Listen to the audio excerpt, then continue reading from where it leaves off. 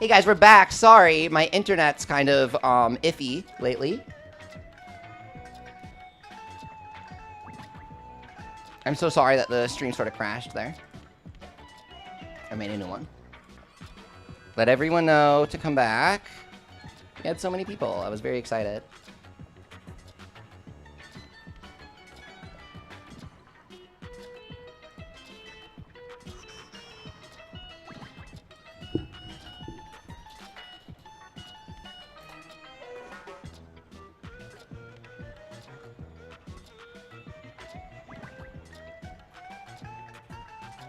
Okay, let me know if that works.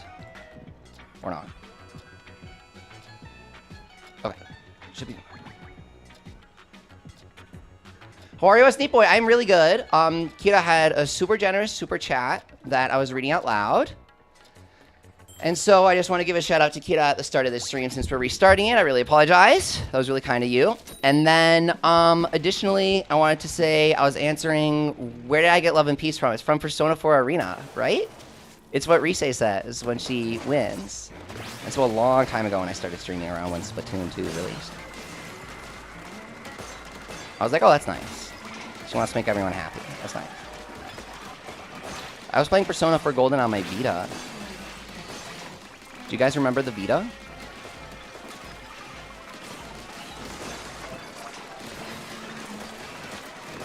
No one really bought it, so it didn't get that many games.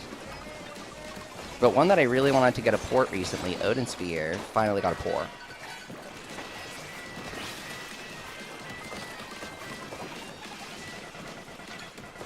To Steam. Sorry, not Odin Sphere. The other one, Muramasa, the Demon Blade. Because I've been playing Odin Sphere lately on my PS5. Well, okay. My dad has a PS5, and I go have dinner with my parents every week, right? Stay close. And we like to play games together, my dad and I. And he's been really into... I've been playing Odin Sphere, and he likes the story. The voice acting's really good in that game. We have Gendo, right? From Evangelion. And so now I gotta play Muramasa. I've been thinking about getting the Switch version of Yokai Watch, but my Switch isn't modded. Is it worth it? I mean... It really depends on you. You can play Yokai Watch without knowing the text, and everyone who played it on 3DS knows all the text, so you'll be fine, right?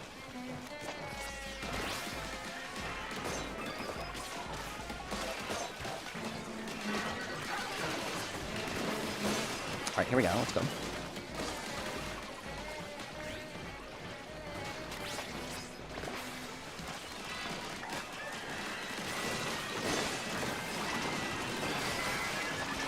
Okay, guys. So I had one comment telling me about something crazy. And when I went to search it up, I could only find a single Japanese tweet telling me about it. Is Big Man actually good? And I don't know how to use him?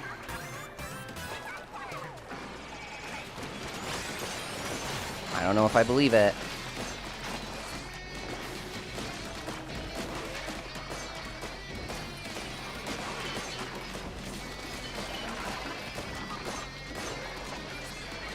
As far as I'm concerned, he disables your gadgets and your weapon.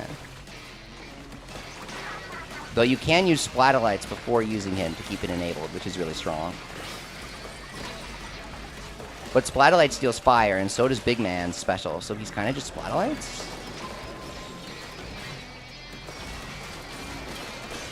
I don't know.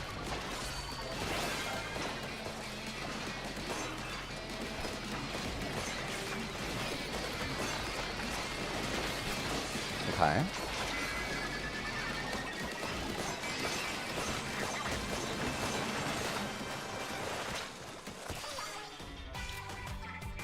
Got him.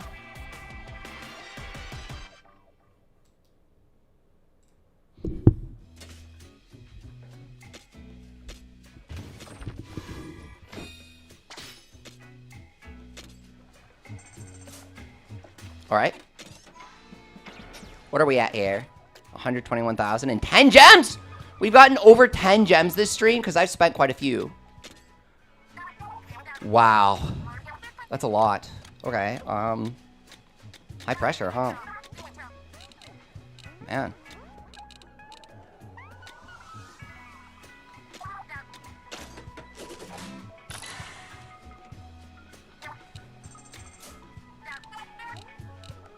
I gotta take propeller into our grinding here, if you guys don't mind.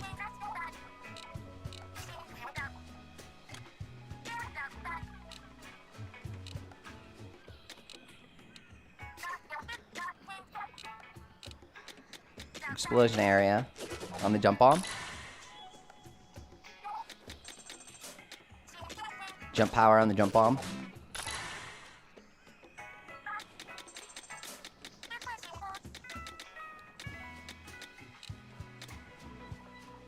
Other gadget cooldown and cooldown reduction. And freeze. Okay. Let's go.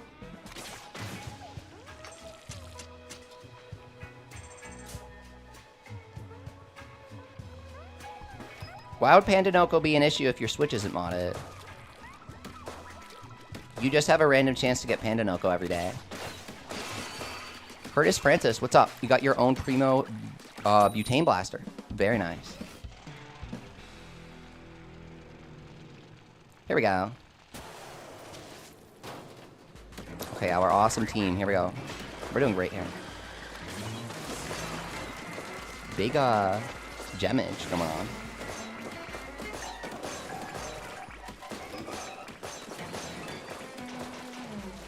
I'm going to swap to Technical Tank, because I have some gadget drops to grind out there.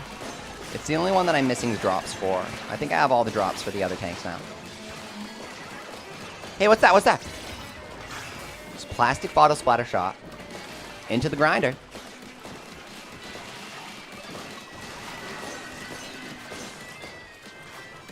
Fries like another keeper, for sure. How do we tell him?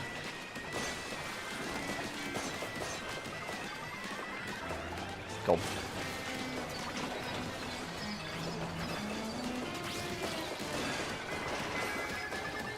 Mingo, you generally suck at anything that isn't a shooter. Oh. I get that. But Splatoon's really friendly for that.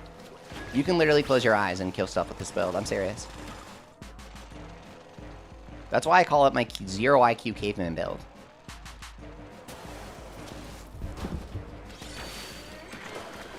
I'm just like combining everything I think is really strong.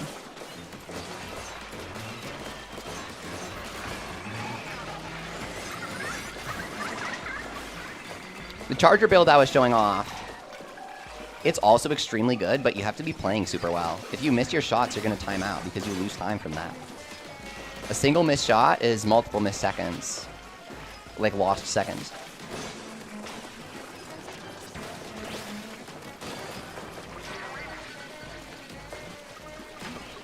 There are also melee weapons in Splatoon for people who are bad at shooters. Did you know that? They have like swords and stuff. They have paint rollers because you're using liquids, right?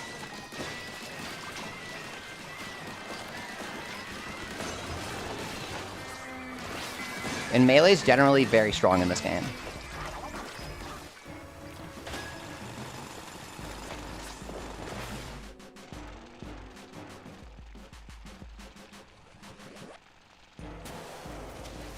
You've played 2 and 3, you just never got adjusted to anything else? Oh, so you suck at anything that isn't a shooter. I thought it was a type of... because, like, Splatoon's a shooter. I don't know why you'd be sad about that. If you're good at shooters, then you're good here, right?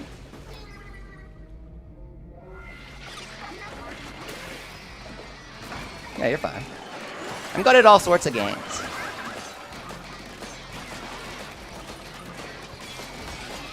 I like when games are hard, but they're not hard enough these days.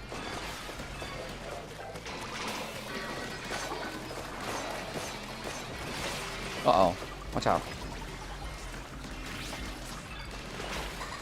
Hey, guys! I asked for that. I literally asked for that. I can't, man. I didn't realize what was going on. I was just chatting. Oh my god, I'm so sorry. What the hell happened there, guys? That was the only time I died, right? We lost 4 lives before that? We got wiped out at once?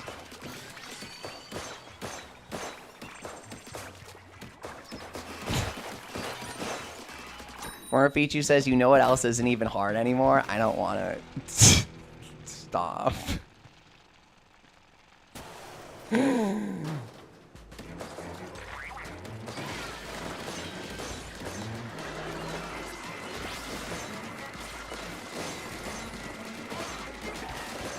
You like Shiver's hair in Splatoon 3 and Raiders? Me too. But you don't like when she's the bad guy in the 3rd game, Lopez? I think it's fine because she's obviously not really a bad guy. They're just being silly about it because it's like a game. You know what I mean? It's not really that serious. She's just in some sort of antagonistic role so that she can do something interesting in the story. That's why she teams up with you at the end.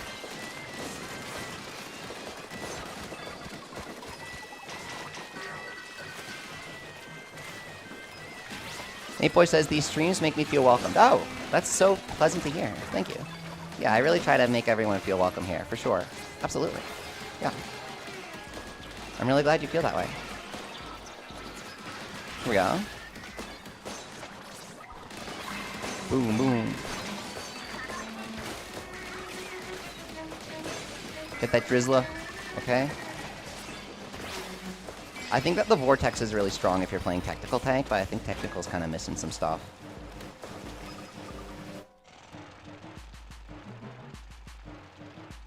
Danger damage, Tech Vortex is like, I really want to try that so bad, man. I think it's good. You'll deal like 30,000 damage per tick. Am I wrong? What's the higher your player level, the better Technical Tank is? Isn't that crazy? Oh, shit, man.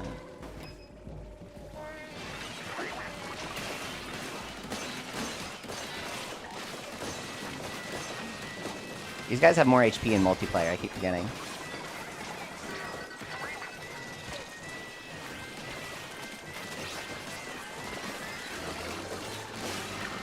I did that a little too fast, a little too fast. Go. Okay.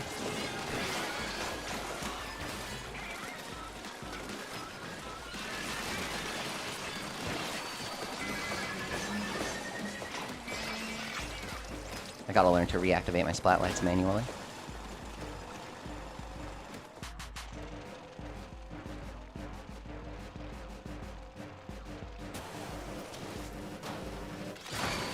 Go. You beat Side Order 13 times in a row. Side Order was really fun. I also love the hero modes for Splatoon 1, 2, and 3. Really fun, really funny, really creative. And cool for a platformer. Octo expansion was awesome too. Uh-oh. I always let myself tank that. I don't know why. I really need to take danger damage. Because I like to tank things with my armor and then heal out of danger, and I don't really know why I do that. So if I'm going to do that, I should just take danger damage, right? I don't know why I play like that.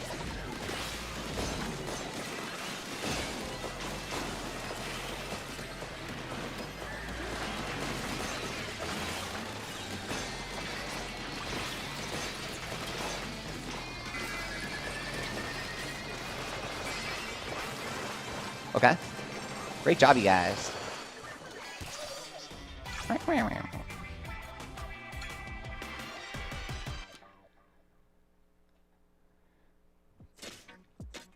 Here we go.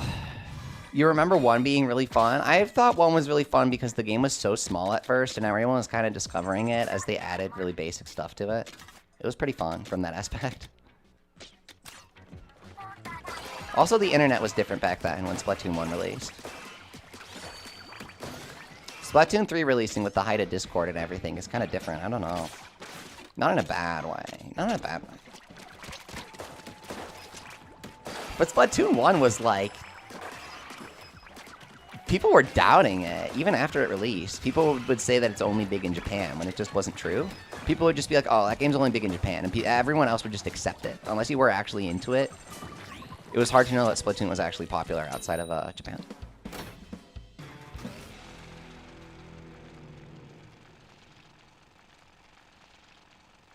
Former Peachy says hackers in games are annoying. Yeah, that's why I prefer playing on Switch 2 where you can't hack or cheat or anything. There are no annoying people like that and no need to debate over it either. So that way there are no, like, negative vibes, you know? So I did have one comment from a username who was entirely Chinese who said you should use macros to automatically grind Splatoon raiders overnight while you sleep. And I was like, you know...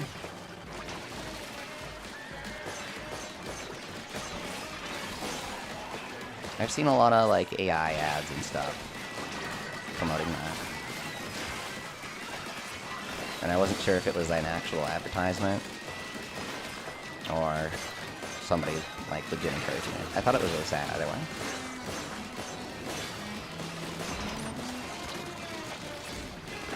But I remember when I would play Monster Hunter 4 on 3DS, like, for some reason, not that this means anything, but it's like,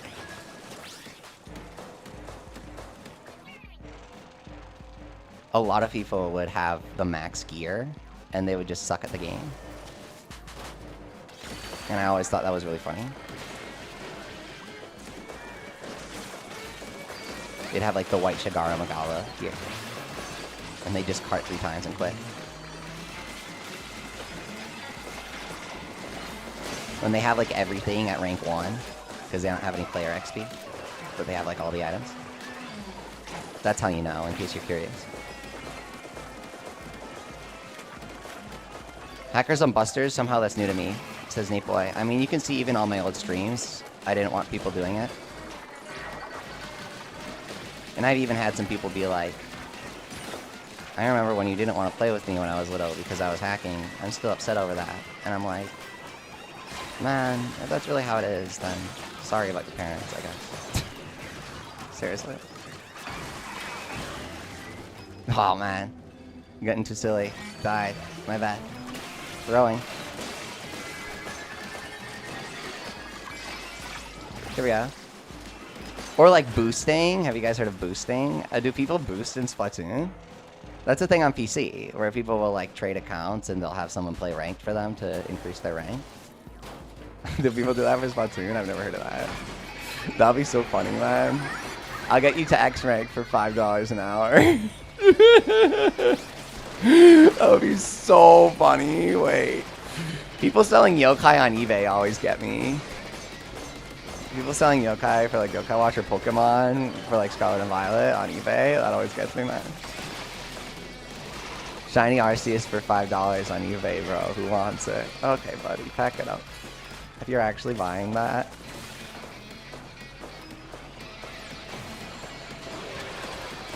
They're taking advantage of kids who don't know better, you know what I mean?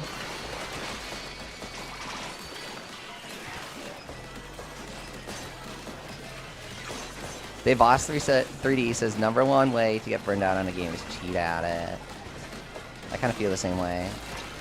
I like to make, you know, I like to program, I like to make art and stuff, and so I know how games work, and I know how to make games and make numbers go up myself. To me, I think that like a lot of people who find hacking impressive aren't really good, they aren't experienced with programming. And so just kind of like changing numbers in a game is like a really impressive feat to them. To me, that's boring, right? If I want to do that, I'll just make something myself. Does Splatoon have ranked rewards? I mean... sort of?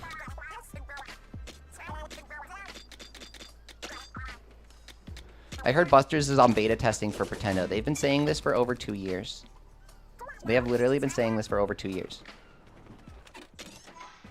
Just so you know. They have been saying that exact thing for 2 years. And 2 years ago, I was telling people, don't get your hopes up. I doubt it will be out anytime soon.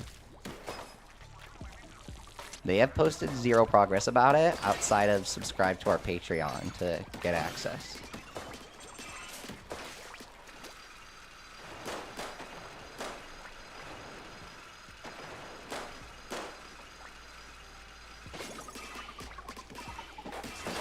Here we go. We gotta wait 2 decades. I mean, it's free. It's a fan thing. Don't pressure them. I'm just telling you. 3DS Gamer asks, do you think there'll be DLC for this game? I'm thinking about it. I think it's selling better than they may have expected, so they may give it some free updates if we're lucky. Just because that's what the Splatoon team has done in the past. But I'm guessing it was made from, like, their outlook was that they weren't going to give it updates. If I had to guess, if I had to wager a guess, I'd say when this game was, like, proposed, they said this won't get any free updates after launch, like normal Splatoon. I'm guessing they literally said that in the proposal, but that's just a guess.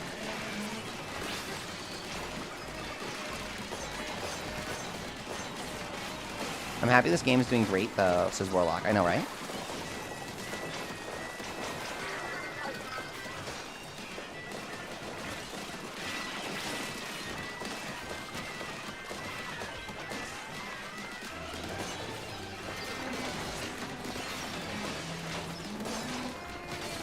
Okay.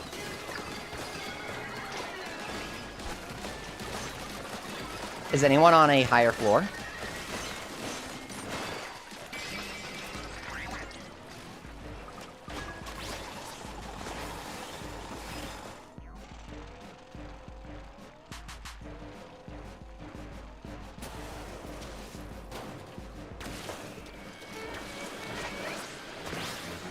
If you guys want to do like floor 500 on stream, we can do that. Most people aren't really on a high floor, so it's hard to play multiplayer. If you could get rid of a weapon in this game, what would it be? Why would I want to get rid of a weapon? Why would I do that? Pass.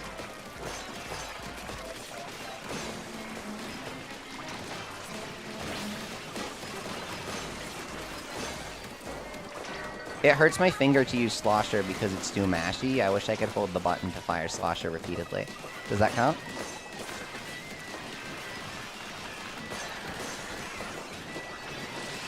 So I just haven't really used Slosher.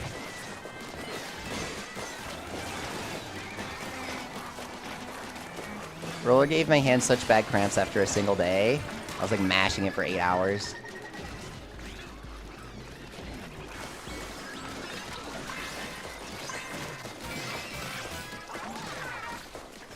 All right.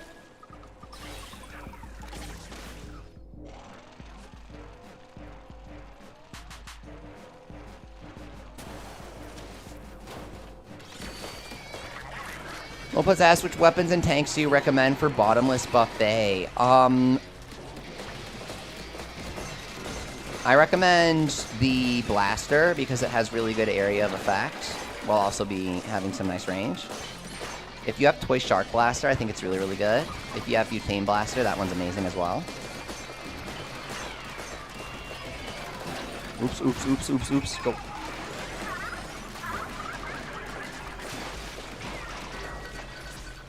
Awesome. Here we go.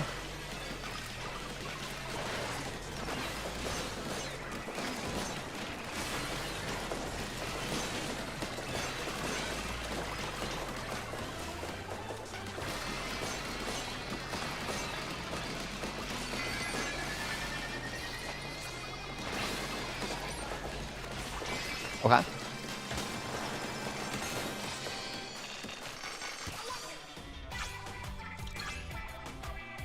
Primo Perfume Squelcher, very cool. Awesome. Alright. What do we get here? 15,000? That's not bad.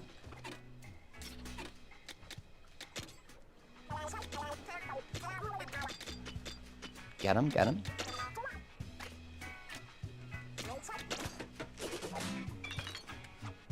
Do we have gems or not? Okay. Anyone want to join? We have a slot open.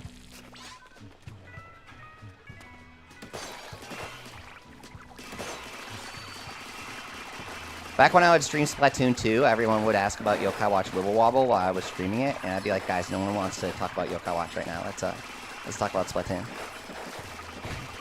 Someone made a fan server for Yokai Watch Wibble Wobble after it was dead for 9 years, right before Splatoon Raiders released, and I'm like getting crazy deja vu. Bro managed to bring back everything about Wibble Wobble. No, it's just funny. Next, use your strong arms build. Squid attack build?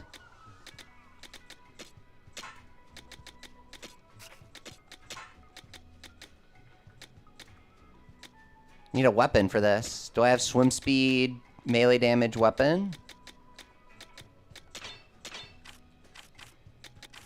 90% less damage when you're in squid form?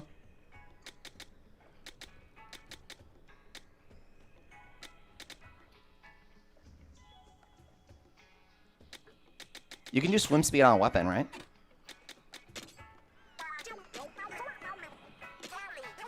Yeah, you can. Oh, that's good, dude. What do I do this on? Something really stupid, probably. I don't know if I'm digging the lifeguard. I know people like it. I don't know. I need some more time with it.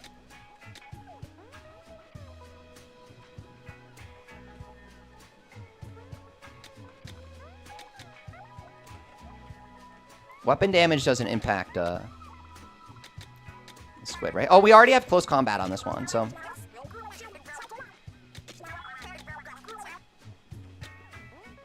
This is so stupid. Are we really gonna do this? I spent so much on the ferment explosion for this one.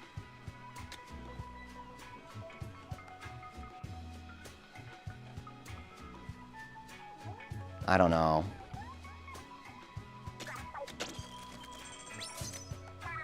This is such a meme.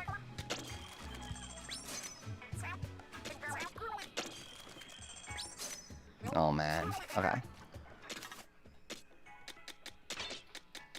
Squid attack, swim speed, close combat, speed tank. All set.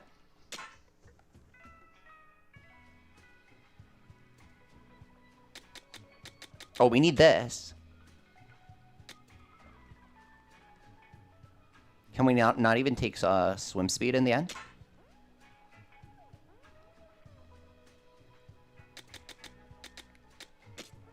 That's not so good.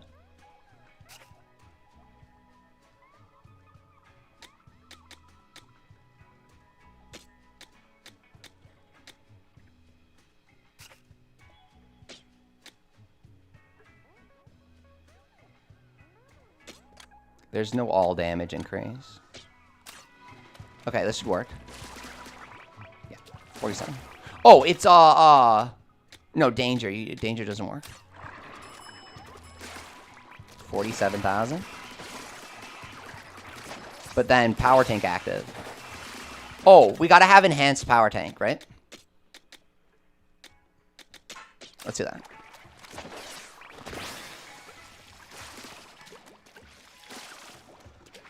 If they get hit by the second hit of squid attack, they take half damage. I didn't realize that. Squid attack has 2 hits. If they get hit by the second hit, it's half damage. Really?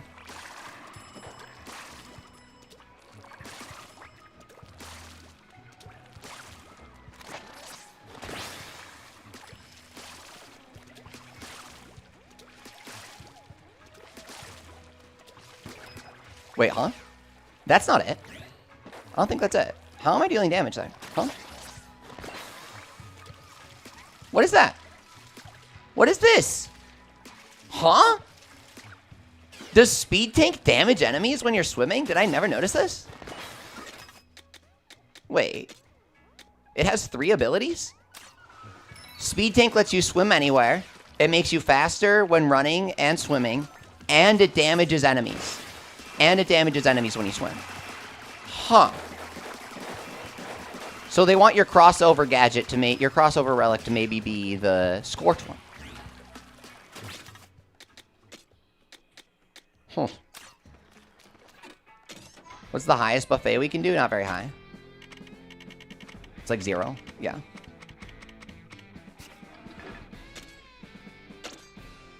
Okay, squid attack build.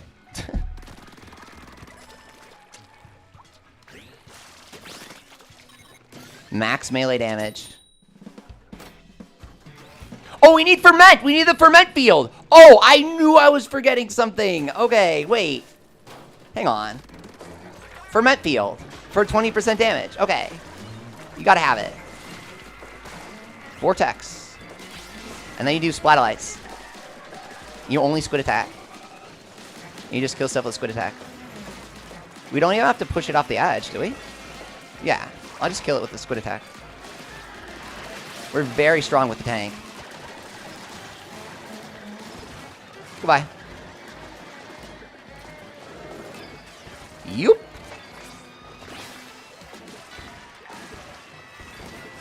Got him. Easy.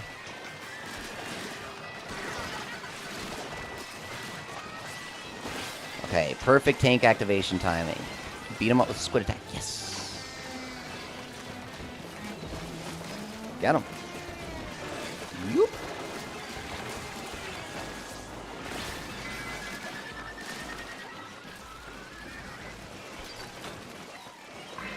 There he is.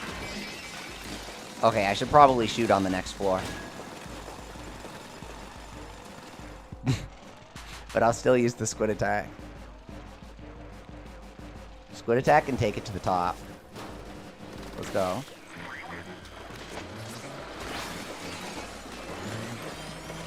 There you go. Squid attack the fly fish! Yes!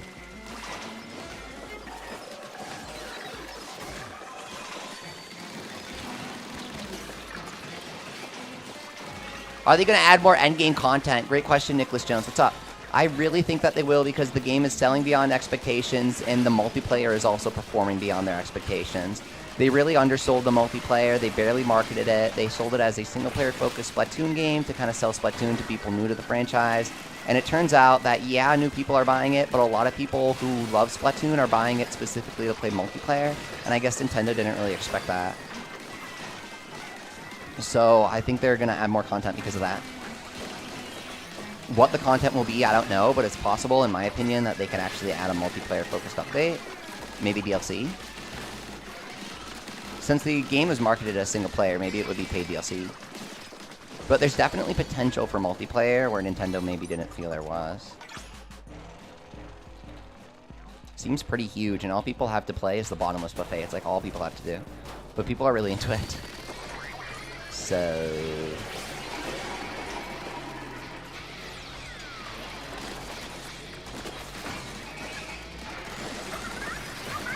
Guys, the 40S is real. I posted a YouTube short of it. The 40S is very real. It's coming soon. They've showed it. Trust me, dude. It's definitely not some weird, like, bootleg thing.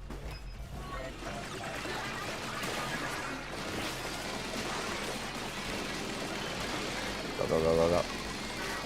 I'm not really shredding with this, but the damage is fine. We're just on getting through, as usual.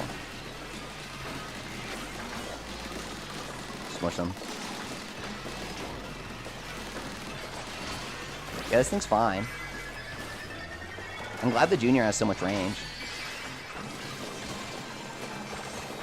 Can you just tank everything with this? Dynamo, ADHD, or what's up, dude? You have Dynamo because it's satisfying to roll over enemies. I really want to do Dynamo and just dash into enemies with the dash bomb.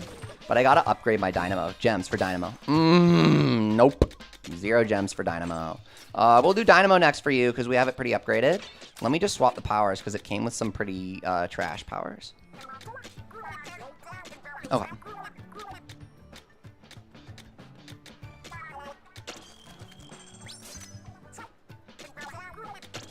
I really want to run danger damage on this. I think it's going to go crazy. And then you need Shatter, yep. And you need Ferment Explosion. Oh, but I'm saving up for another weapon that needs Ferment Explosion.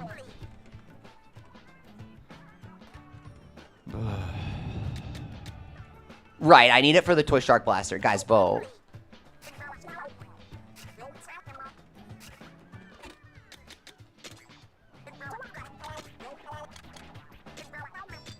Oh, that's kind of skimpy. Hang on.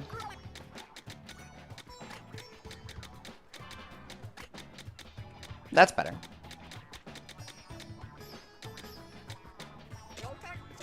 Ferment Explosion on the Splatana, not too bad.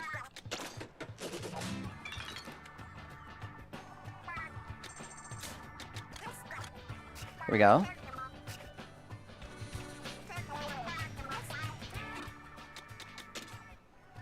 Swap the powers. There we go. Yes. And then I'm going to give it 1 level, but not more. And then for the build, we're going to go speed tank, yes. And then dash here, yes. Yes.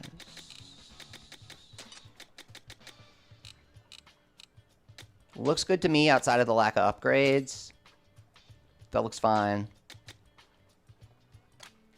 This is perfect.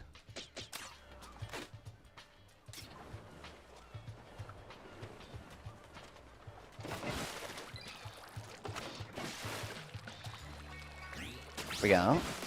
Lopez says, if you put the word Splatoon on the multiplayer thing, you can play with random people. It's true. I mean, it's not really that true. Some people are clickbaiting with it, saying, oh, Splatoon has matchmaking. That's kind of clickbait. A bunch of random people are just saying to use Splatoon as the keyword if you want to play with other people, which is fine. But it's not like an official Easter egg or anything.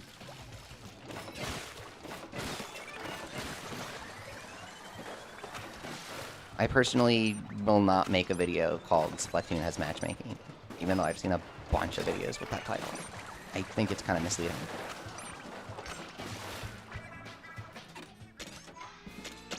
Here we go. All right. Dynamo time.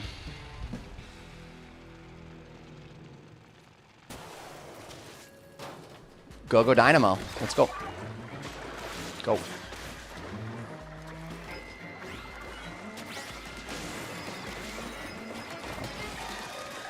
It would be cool if they added matchmaking, says Warlock. I don't know about that. Matchmaking would disincentivize the Go Help feature. Go Help is the matchmaking for a reason. Oh, I am seriously missing ink.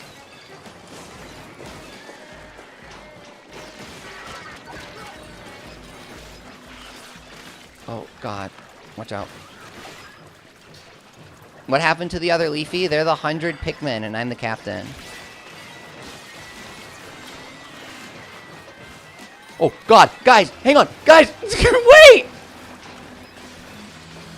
I did not expect floaty fun. Is that floaty fun? Okay. There we go.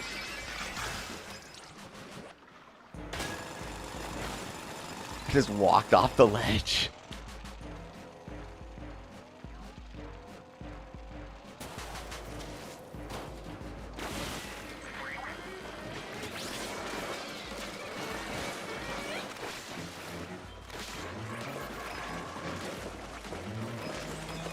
I know that the Splatoon keyword thing works, but I think you may have missed a lot of my explanation about the clickbait part,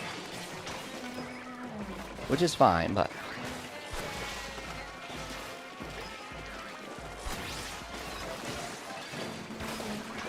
Here we go. Go.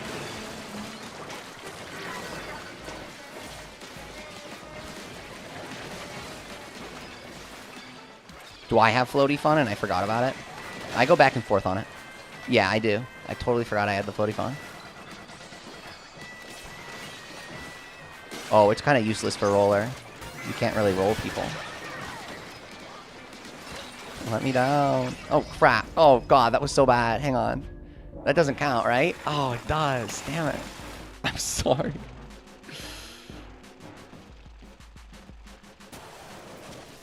What's up, Erica? I'm level 51 and have done the 3rd of Super Spicy. The rest are 10 above me. 10 above you is fine. You have to level up your weapon, but you're fine. Just use your special and you'll be fine. Usually 10 levels above you is like, use your special territory.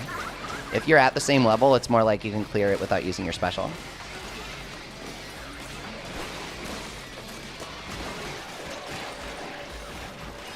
Whoa, whoa, whoa!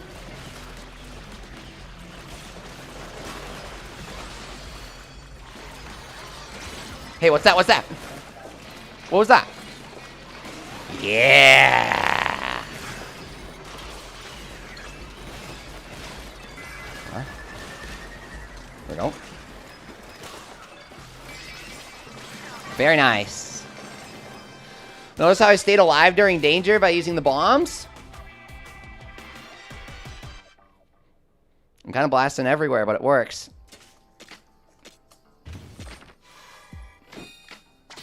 Yes! Double gemage. Let's go. What floor are you guys on? Do you want to do floors or do you want to do more 99? Okay, what build do we try next? Oh, we were going to do tech. We're going to do tech tank. Ferment explosion. Oh, let's do the sniper. I like the sniper. Sniper's fun.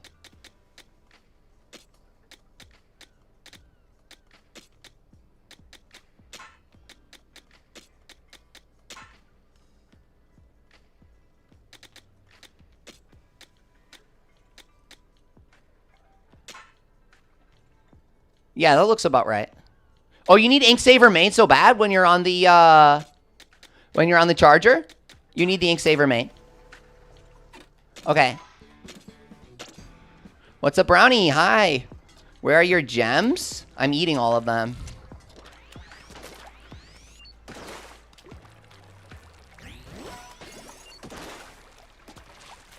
Best build for Bottomless Buffet for 99 solo, asked Josh.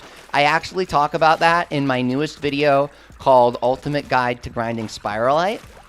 I also show the build that I use for grinding the 99th floor.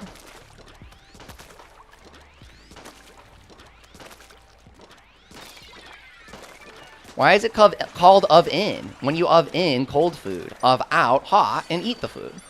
I know. It's a valid question, but...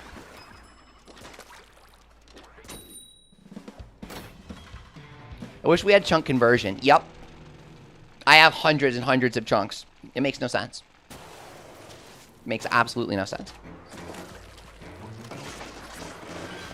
They're just trying to be different. I think they'll patch it. What are they going to do when they see that people have 999 of a bunch of chunks and 0 of others? It makes no sense. Terrible game economy. I mean, Splatoon team has never designed a game like this, so I didn't really expect them to get it right on their first try, but it still sucks.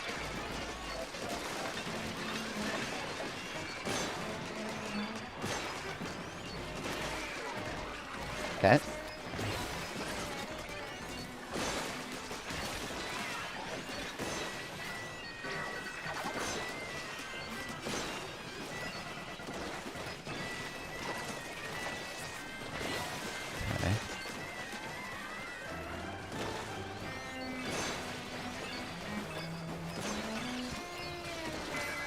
Let's get closer here.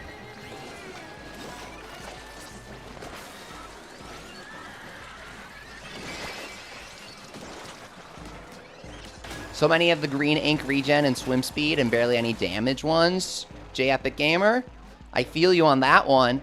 I'm at 0 ferment explosions, or like 1. I'm always using the ferment explosion ones. What's up, Purple Pikmin? I love Pikmin 2. It's like my favorite game of all time. That's how I chose the name 101 Leafy. All the way back when Pikmin 2 came out, and I was like super little. I was so obsessed with that game.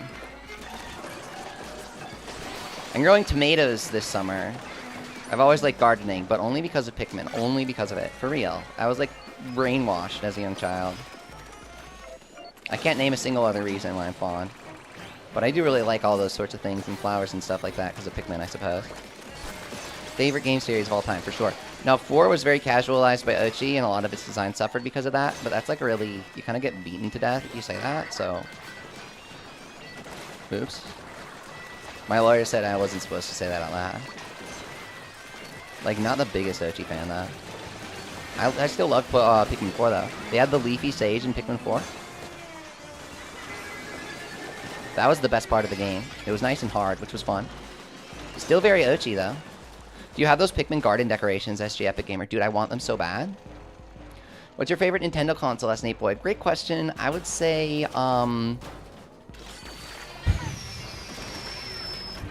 you know, Wii not only had a lot of amazing games, but it came along early enough that the Virtual Console actually covers quite a lot of the Nintendo library at that point. Wii doesn't have, like, Pokemon or anything like that, though. Wii has quite a bit, though. I would say the Switch... Maybe Switch 2. Switch 2 runs amazing, looks amazing, and has everything from the Switch 1. Switch 1 has, like, the best library out of any Nintendo system, for sure, by far. Switch 2 has so many ports and remasters of other games that were on other systems. You love Pikmin 1, but you couldn't finish 4, J-Epic Gamer? If you love Pikmin 1, they have a certain homage to Pikmin 1 that I won't spoil. Did you at least get to see that? Because I thought that stuff was pretty cool. The Wii U has an art tablet? That's funny, yeah. I had a Wacom Intuos even back then, but... Brownie, what's up?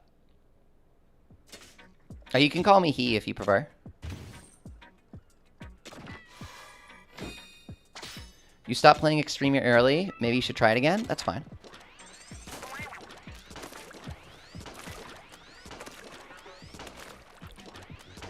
Yeah, it's really boring early, right? It's like cutscenes, tutorial cutscenes, and like Pikmin, and Pikmin. I don't even know where to go with that. It's like tutorial cutscenes and Pikmin. That's the complete thought. I'm horrified already. Okay, wait, hang on. Okay, someone's gonna call me out for this. Even Pikmin 2 had some chatty tutorials. I'm gonna go back and say that. Pikmin 2 has some chatty tutorials. That is for sure. I can't even crack a joke about that. It's my favorite game of all time, and it definitely does have. But you can mash through, right? You can mash through, you can skip it. You really got to play through them tutorials in Pikmin 3. Pikmin 4, sorry. I speedran Pikmin 3 so many times on the Wii U. I mean, Wii U was kind of starved for games, so I did a bit of speedrunning back in that day on, like, 3D World, Splatoon Hero Mode, Pikmin 3. Wait, crap, I freaking... It's because the Wii U had no games.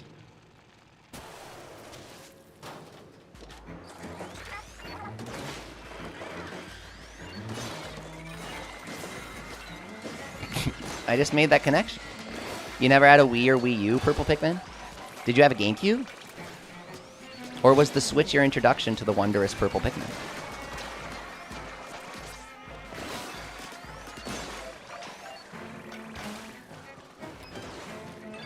Nintendo, like, changed stuff when they ported Pikmin 2. They, like, changed the text and stuff, if you guys saw. I thought that was kind of weird. So I didn't get that version.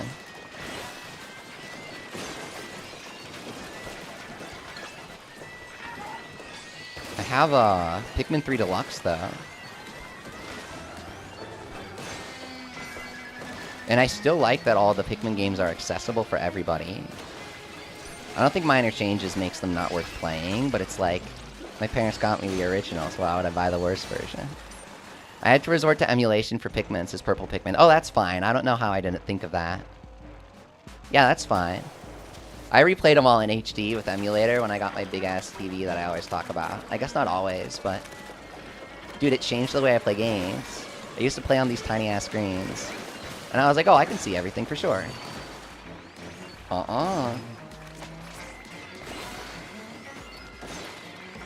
Though I must admit, I get kind of woozy playing this freaking game for hours on end. If I play for like... you guys are going to call me out for this, but let me say the most suspicious sentence ever. If I play this game for 8 hours straight, I get kind of dizzy. Alright, maybe the issue is not my TV. But... you get what I mean, right? This game's kind of woo, right? I won't make you guys dizzy, but... I do these tricks with the dash boot, where I dash and then I 180 flick, right? Pretty popular in Splatoon. And that makes it very, exhausting to play. Wii U had 3D World, Bayonetta, Nintendo Land, and Breath of the Wild. That's right, man. I know someone who bought the Wii U version of Breath of the Wild solely because he thought it was funny. What if Nintendo made a PC Splatoon game as Snape Boy? Everybody would cheat in it, and it would be the worst Splatoon game ever because of that. Also, the fan base would probably get pretty bad because it would, like, 10x in size. Sorry, that was, like, the most doomer response of all time. I don't think much would happen. Look at what happened when PlayStation started porting games to PC. Turns out nobody really cares.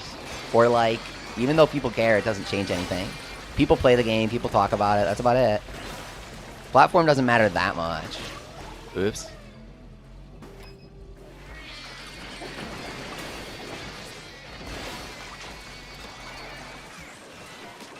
I was kind of jumping around like I was playing Blaster. I forgot I was playing Charger. I don't know if I like this build, but I'm just doing it to grind technical parts, if you know what I mean. Oh, I gotta thin the pool by removing the power gadget. My bad. I shouldn't be running power if I want to grind technical gadgets. You'd have a better time aiming if it was on PC. Get good at gyro, my friend.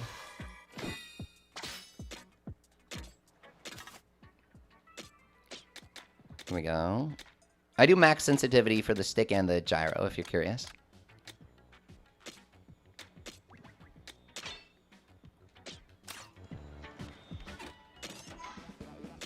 What floor are you guys on? Anyone want to join? The keyword's Leafy if anyone wants to join. I'm going to grab some, like, iced tea or something.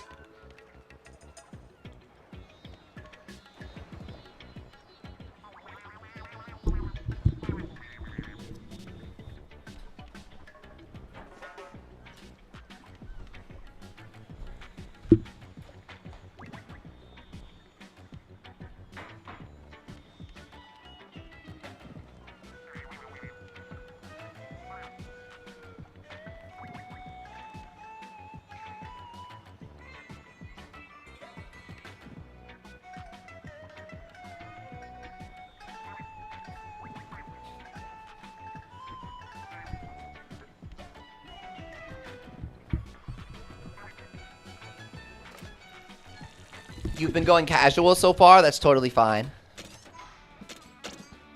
Here we go.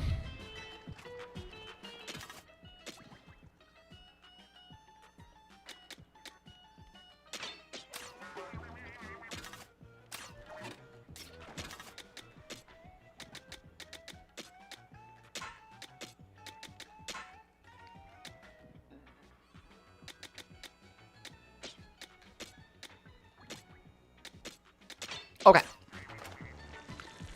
This is going to be really bad, but I want to get the parts. Like, it's going to be bad because I don't have the parts yet. Technical tank is really the only thing I don't have parts for. So if we're doing gems, I got to grab the parts here.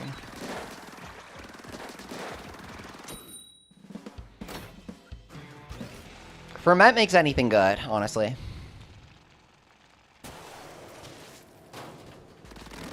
Here we go. No. These bomb loons, you may not think they're good, and honestly, they probably aren't. But their cooldown is ridiculously short. Have you guys ever noticed this? The cooldown for bomb loons is so short. If you're playing speed... Ah! Okay, if you're playing speed tank, right? If you're playing speed tank and you take bomb loons as your one tech gadget, and then you do the other gadget cooldown bombs, what happens to bomb loons? Do you just, like, machine gun bomb loons?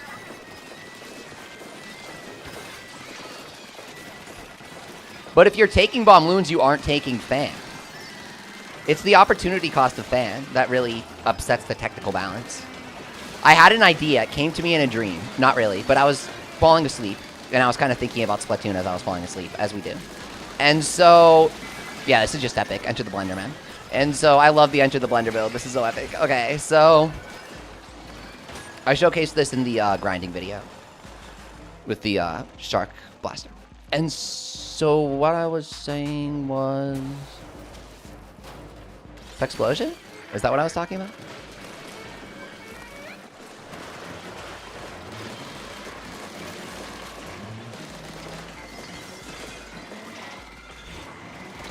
Fermented explosion, or like effects, I guess, is, in my opinion, the best ability in the game. It's not just good because it contributes extra damage on top of the 1.2x multiplier that you get from Ferment itself. It's good because it scales with the max HP of the enemy. So when you stop getting stronger and the enemies keep getting stronger, your Ferment explosion, aw yeah boy, it keeps getting stronger.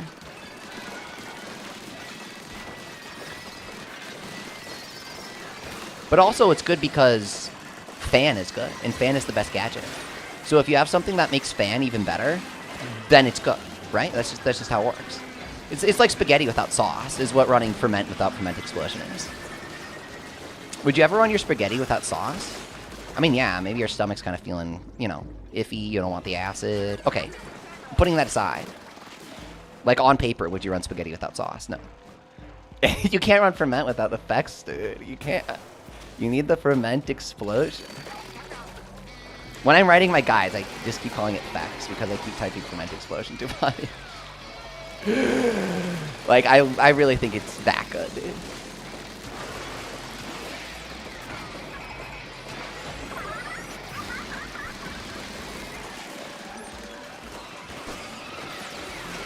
I'm kind of curious, machine gun bomb loon build though. Like, can we try that? Max cooldown bomb loon, max other gadget cooldown on both speed bombs that have it. And then you just mash all your buttons, dude. You just mash all your buttons. And you run the 16% cooldown while taking damage. What would you say is your favorite Splatoon game, Snake Boy? My favorite hero mode might be Splatoon 2's, especially when combined with Octo Expansion. My favorite singular Splatoon experience might be Side Order because my brain is crazy for roguelikes and it has brainworms, and so I like Side Order. I'm like Slay the Spire God, dude.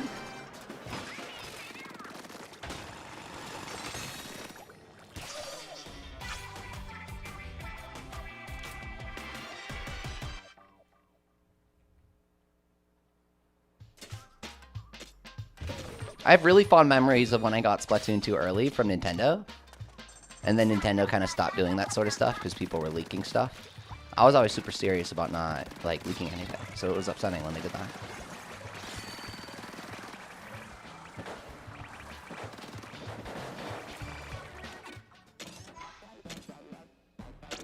You're going to keep going on Endless Buffet, Purple Pikmin? In my opinion, this game is very similar to Pikmin 2. When I first started playing it, I was like, this is kind of reminding me of Pikmin 2. The more you play, the more similarities it has to Pikmin 2. The Endless Buffet, dude, where you sort of see the credits, and then they're like, let's go back to get more treasure, even though we're done. It's like so Pikmin 2, right?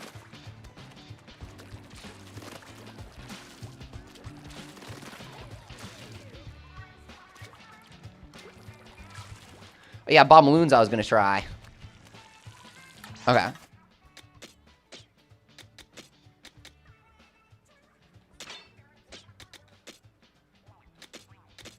It would be something like this.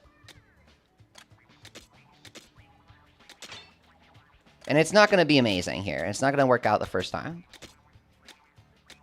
But something I haven't seen anybody talk about is what if you spam bomb balloons? And maybe they don't talk about it because it sucks. Okay.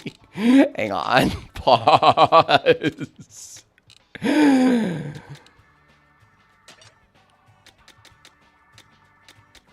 You do not want slow fall here. You need cooldown. And then maybe take something that doesn't need the increase supply.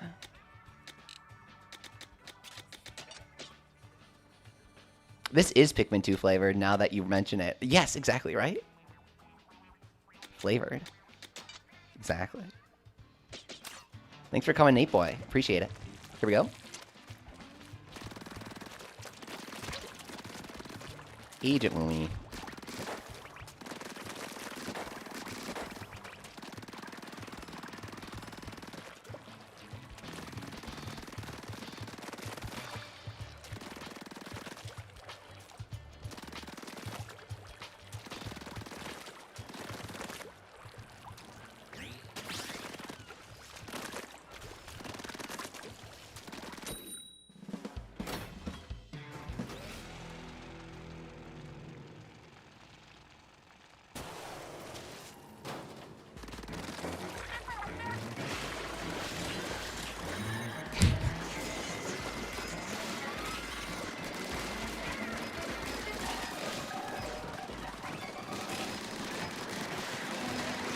I don't think I'm running cooldown up on the bomb loons, and I don't think I'm running my cooldown skills either. We are definitely spamming stupid gadgets. I don't know if we're getting anything done. This is really oh crap! Oh my god!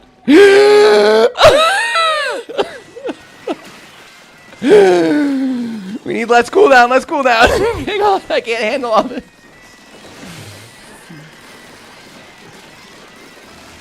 Here we go. I need some Goldie kills for my salmonid research, and then I'm good. You need Primo Toy Shark Blaster? Bush Arc Blaster is so good. It's one of my favorites. Okay, I need to stop doing this. I'm sorry.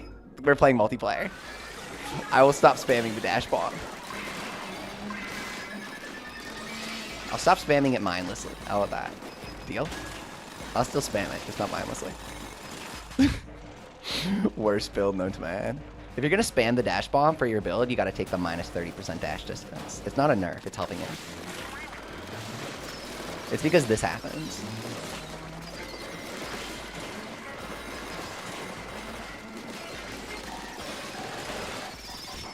You need someone else to take floaty fun. Or no, you need the slow fall. You need the slow fall on the jump cushion, so you can take the aerial.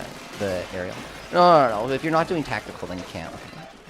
Because you want to do the cooldown over time, 16%.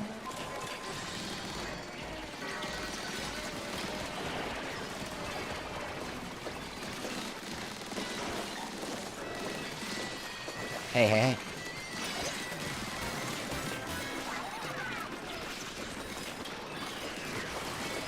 Is that a bomb loon? Automatically explosive. It's like my first ever bomb loon gadget. Where'd the other two lives go? Who died? Who died on the first floor, guys? Come on. We can't honestly be dying on the first floor, now can we? Who would do that? I saw you zip past me! Says Croissant. It's like on Splatoon Wii U where people would be zipping across the map with the hacks. Whee! I have to put my bomb loons on half a second lower cooldown. Come on. Can't earnestly expect these things still. Wait. Okay, lock in. Hang on. No more bombs.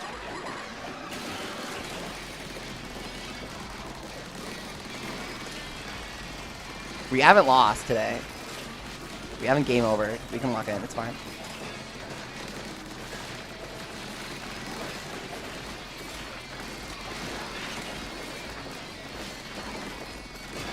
Yep.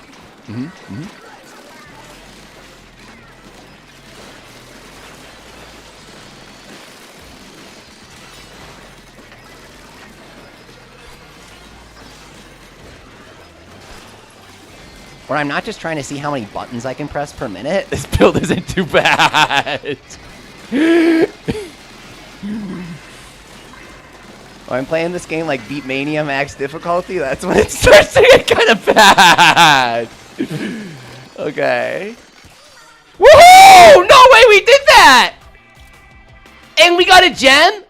They dropped a gem and I didn't even realize it. Great job, you guys. Sorry for the deaths there. Oh, that was really funny, though. Okay. Here we go. Gadgets. Okay.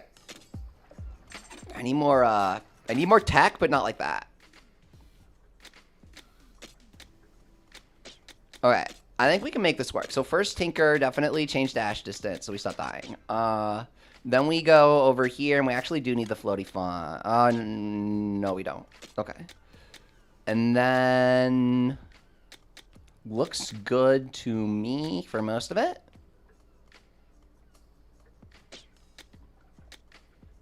I would say long range or close range to give bomb wounds damage. Let's do blaster.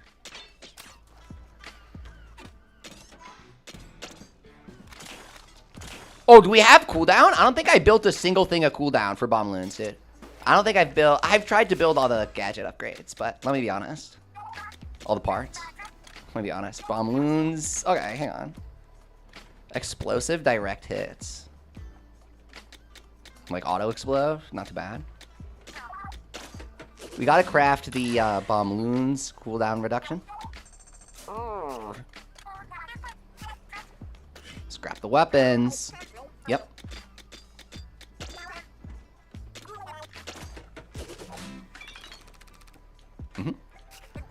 The chunk economy is tough. We were talking about that earlier. You guys have 999 of a chunk yet? Cooldown reduced. Okay. Bomb loons, spam build. And obviously explosion damage up is important for this build, because why else are you doing it? Okay. Connector damage up, useless, because we are, like, Yeah, we want them to explode. Okay. Chain bonus. Ooh, that's cool. Cooldown reduced. Okay. And auto explode. Yes. And then the other gadget cooldown reduction is maxed out here, right? We're cooking a new build. I haven't seen anyone say they're doing this yet. None of you guys talk about bomb balloons. Okay, one guy on the first day in my chat was like, I think bomb balloons are the best gadget in the game. I think he was cooking, actually. The hidden potential of bomb balloons. We're unlocking the hidden potential. Bomb balloons if an AI generated a YouTube title for them. Unlocking the hidden potential of bomb balloons. GSA Authority. What's up, dude? Welcome back. You are deep. I'm still only at level 40. Just started playing. Indeed. Indeed. We are super deep. We are technically 400 or 500, but not many people are. So I'm kind of stepping back and getting some more, you know, gadget upgrades and experimenting with gadget builds. Here's my machine gun explosion build that we're creating live on stream here. I've been concepting this for a while now as a sort of meme, but we haven't actually bothered to try it. There sure are a lot of explosions. Can't tell if they're good or not, but... Boomerang is sold out. You got all the upgrades? Nice job. That one's great because it collects eggs, so it's one of the best gadgets in the game. Nobody really uses it because they prefer the fan, but Booyarang is still one of the best gadgets because it can collect the eggs. So it's like automatically one of the best. This game's all about collecting eggs, so egg collection on the gadgets.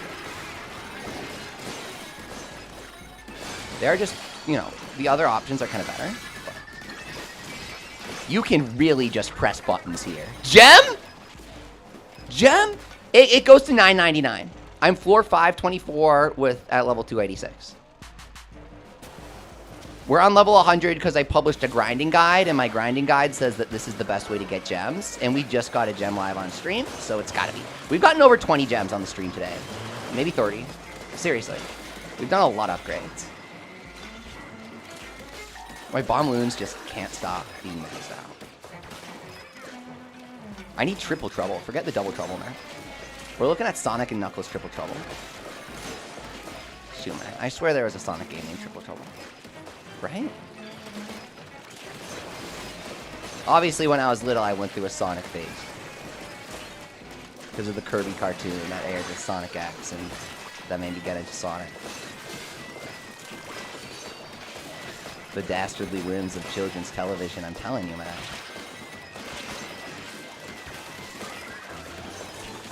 I wouldn't call it a phase. I've always liked many different games. So, like, when I was into Pikmin, I was into Sonic because of the GameCube. There we go. There couldn't be any reason, possibly, why we're going a little slower than usual, right?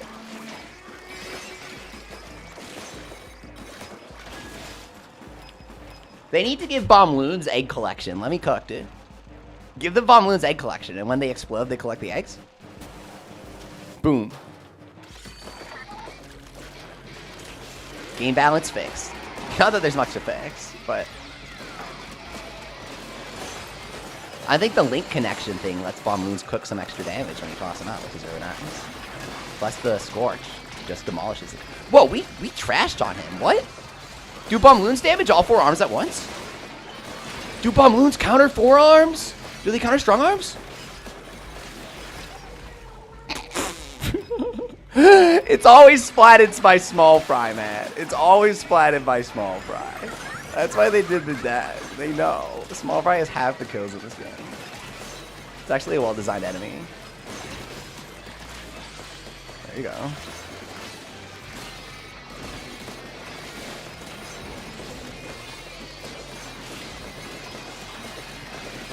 I mean, I barely have time to do anything else. I'm just kind of pressing buttons here.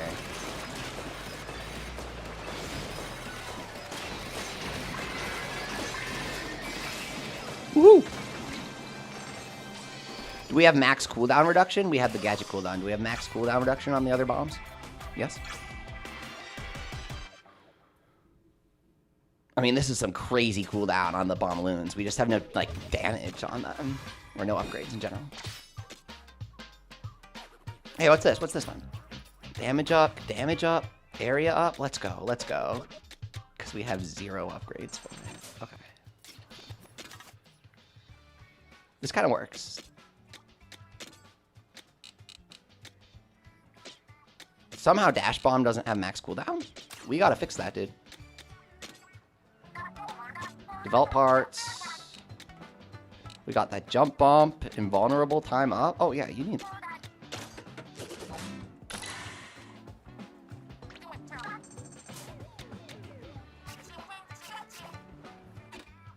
Run it back. Here we go. Mm-hmm.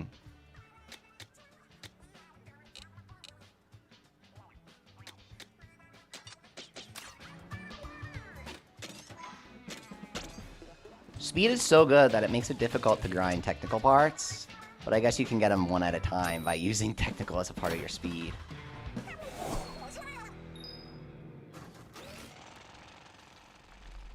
I think danger damage should be buffed to be plus 100% per skill. Power tank is just so unga, man. Why are you doing so much squeeze for such little juice on technical when you end up at the same damage as power just pressing all its buttons at once? It's so embarrassing, man. Look how hard I have to work for my damage. I have to be at danger all the time. I have to be at long range. I'm not even playing long range danger right now. I'm just, you know, talking about it. Okay, this build's crazy, though. I don't know if it's actually good, but I love all the bomb explosions. The thing is, Fan is way better area of effect than any bomb ever would be.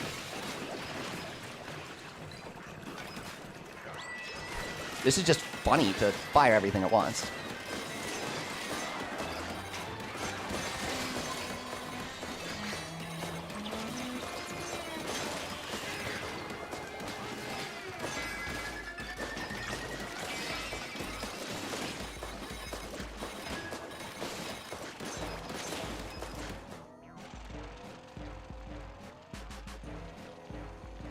The fun thing about grinding is that you can experiment with different builds and kind of level them up and stuff. It's a decent gameplay loop. It's sort of lacking variety, but if you played the OG Salmon Run games, then you know that Salmon Run has never been known for its variety, so this game is kind of an achievement in that regard. Also, Side Order had crap variety, and this game somehow has better variety than Side Order, so I'm proud of them for that. Is that a gem? No.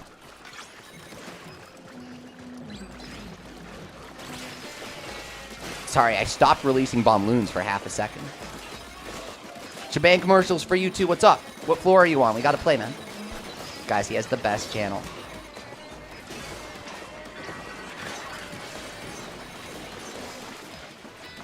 Here we go. What are you grinding gems for, S. Henry? You need gems for everything in the entire game once you get to the end of the game. Every single upgrade requires multiple gems. I'm serious. Side Order was whatever, says Japan commercials. Okay, it was like the easiest roguelike ever. I did none of the upgrades. I didn't do any of like the extra continues or make enemies easier or anything. It was still the easiest roguelike ever, and it also had the worst variety of any roguelike. I still love Side Order. I love Splatoon. But because I love Splatoon and roguelikes, I had high expectations for Side Order. I platinumed Hades on Steam. I did it. I'm pretty sure the maximum heat isn't even an achievement. That final one where you get like the statue. Is that even an achievement? But I did that. The final Skelly statue. Turbo shotgun charger? Oh, for Side Order, yes. You could do some funny builds in the game. You can't do all of the Side Order builds in this game, and that's very disappointing because I thought you'd be able to. You can do Squid Attack. They brought that back. If you guys saw my new video, I was talking about Squid Attack and how much I love it. And I was like, well, I did these stupid Squid Attack only runs in Side Order, where I would spend 30 minutes on stream straight, like resetting to get a single Squid Attack. And then I would play to 4:15 and then I'd fall off the edge. And since I refused to use extra lives or continues, I would have to reset for Squid Attack again. I'm a complicated person when it comes to playing games, okay? Here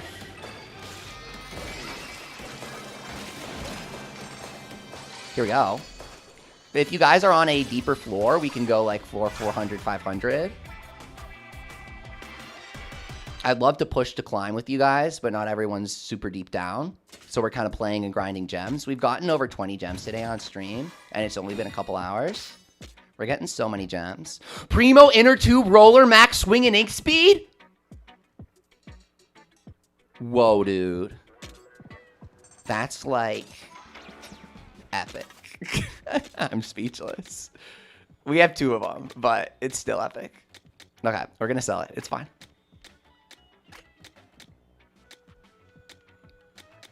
I'm trying to collect one of every Primo 5-star, which is like statistically improbable, but I think it'll happen. Which sniper do you prefer? The charge speed, of course. Let me explain why. You can put ink conservation into your build via skills, but you can't put charge speed or fire rate. So even though weapons can have ink conservation on them, you actually want to have the swing speed. Does that make sense? You got every Primo in the game, and not one was a Primo 5-star Squelcher. Yeah, I was gonna say you might have every Primo, but it wasn't the 5 stars. That's the thing.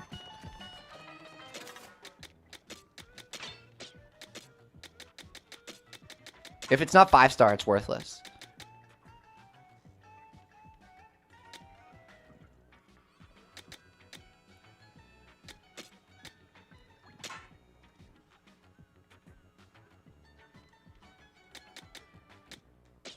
Yeah, that's fine. You're building Primo high octane 4K, Henry? You're just being sure? Dude, nice. Nice instincts, Henry. It's really good.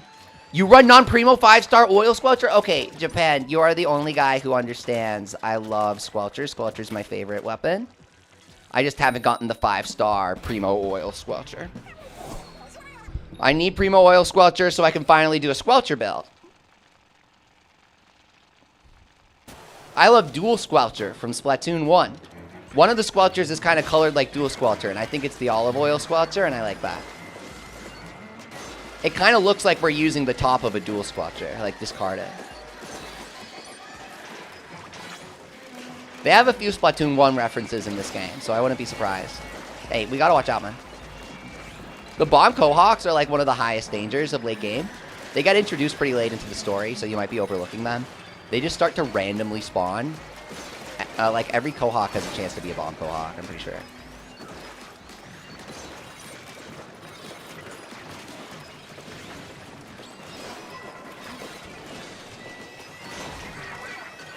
I'm getting so distracted by this bomb loon cooldown being 2 seconds long. I can't even fire my gun. No one ever talks about bomb loons, so we're kind of using them right now just to do it. I have no bomb loon like drops or upgrades. The full research for bomb Cohawks, maybe like the more in the game, the medallion, as I call it. Yeah. They carry their favorite snacks. Is that what you're talking about? Gem? Gem alert?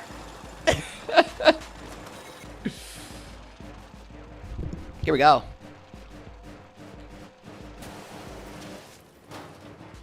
You think long range is good with Squiffer?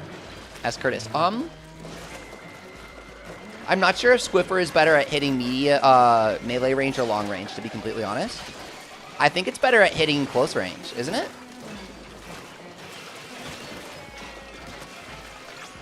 The bomb Cohawks learned that putting rubber bands on a fruit makes it explode. Oh my god, they're geniuses. I read through all of the complete entries except for Goldie because I don't have them yet. I was going through my game last night.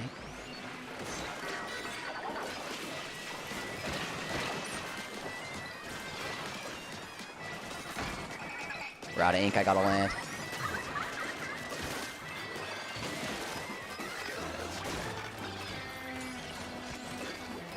Yeah, it's pretty distracting needing to mash the bomb loons while using chargers, so I don't know if I'd recommend them. It's like super distracting, dude. Oh, I kind of have a good interval where I release ZR and then I press R and then I charge again. I think I can do that. I'm positive bomb loons are good. I think every gadget in this game is good in some way. Did you know you can minus 90% damage for an infinite length of time, or rather undefined, using the Shellacker, the Rainmaker? It's the only thing in the game that can do that. So you can tank anything using Rainmaker.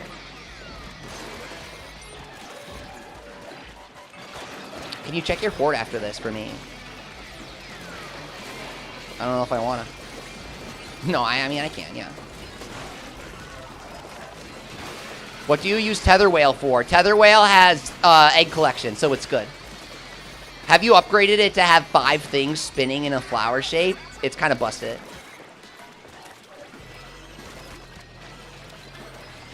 I'm just tossing up on balloons. I'm like not even shooting. We need ink recovery, but you only get that on the speed gadgets. You use Splatolite, which has egg collecting. You only need 1 egg collector, and then you should probably be dedicating space to a tank activator, as I call them. I've kind of been telling people since I unlocked upgrades on day 2, or maybe day 1. I think it was day 2. I can't remember. The upgrades come really late, right? Like some of them, the final ones, the 5 stars. You need a tank activator and an egg collector.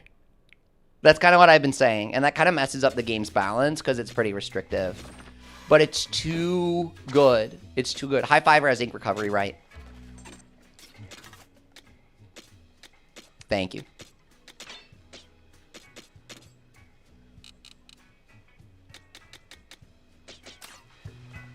Best 3 weapon powers for Butane Blaster, S. Henry Arnold.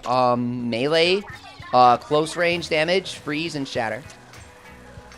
The higher you go, the more you'll want to replace close damage with ferment.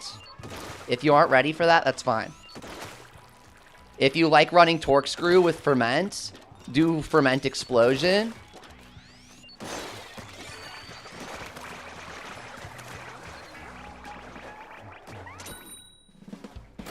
The fan not dropping the 5-star thing is a bug, says Croissant Sniffer. Josh says, how do people use stick controls? It's easy. YouTubers made clickbait videos about gyro being stupid and bad when Splatoon 1 released, and people, like, never stopped repeating that.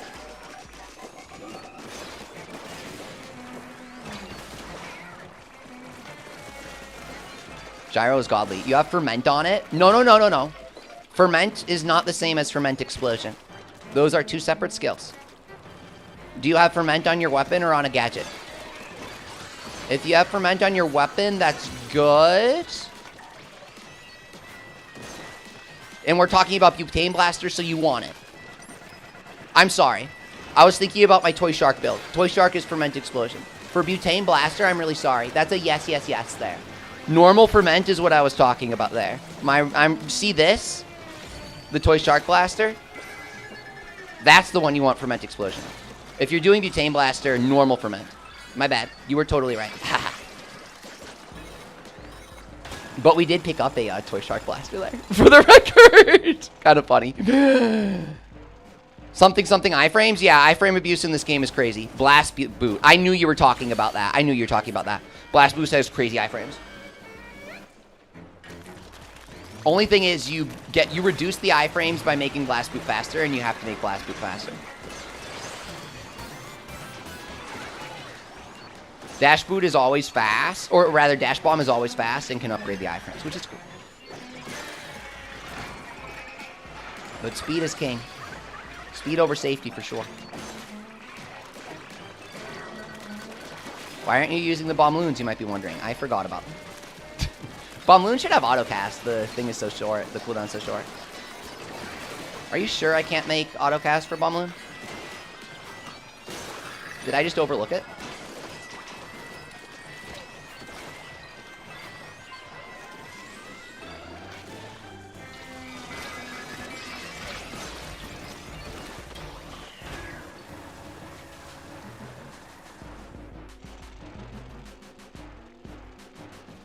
Almond Den grinding is painful, says Japan Commercials. Did you watch my grinding video where I talk about how it's objectively bad? It's a tough pill to swallow, man. It's a really tough pill to swallow. This is the best way to get weapons because you also get everything else at the same time, which makes it mathematically faster. That's just how grinding is.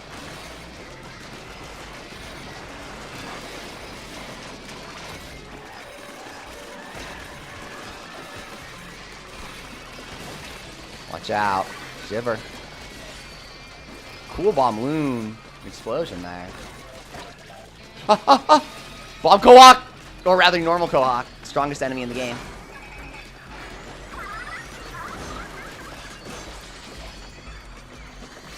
We gave up on almond. You did almond when you had weapon catalog. I'm hearing there's an alternate, guys. So in the video, I talk about, or rather, let me just say in general, when we talk about almond den grinding, it turns out there are 2 versions of it, and they're entirely different strategies.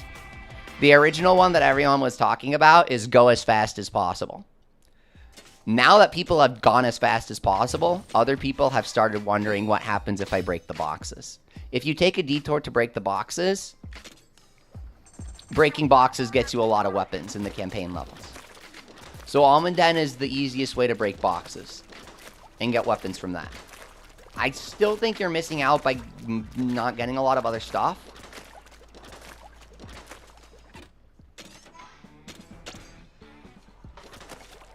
If it takes you 3 hours to get that weapon from normal grinding, but 2 hours to get it from Almond Den grinding, but you get a bunch of other crap from the 3 hours, then the 3 hours is more efficient, actually, and it's faster. Because you're going to need everything else at some point. That's just how this game is. There aren't that many currencies or item drops. You just get everything when you actually play the game. Your strat was 2 max dash bombs after bouncing flywire into boxes, boot into the other boxes. See, like, you actually... At that point, I only seeked weapons. So you pressed pause and you backed out. Because I was thinking if you did that, it would be wicked fast, but you'd get no spiralite crystals, which means that it's not fast at all, and it's really bad. Because you can get weapons while getting spiralite crystals and gems otherwise. Even if you do something that's, you know, seemingly really fast for weapons, it's still actually a terrible grind, because if you're not getting crystals and gem chances. Mind the huge crystal is the best for everything, especially if you're early on, because you still get gem chances. It's super high crystal gains compared to grinding floor 99, but it's also smaller gem chances, but the gems still come, you know? I think it's fine. Yeah, I mean, getting a 10,000 spiralite chest ain't anything, but it feels nice if you've only done the Almond Den. I don't know how to put it. I yearn for greater heights. 15k chest or double gem chest. My tolerance is too high for a 10k chest to do anything for me now, man. My dopamine's fried. You had 4 million spiralite shards? Were you just not spending them? Anytime I get to like 500,000, I gotta dunk them all on something. I start getting itchy inside, man. I can't hold on to them. I can't get to 1 million.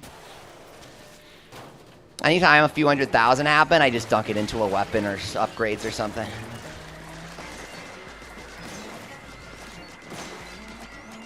You can really rack up the shards, but they go quick. You were hoping a Primo 5-star Squelcher would spawn? Worth.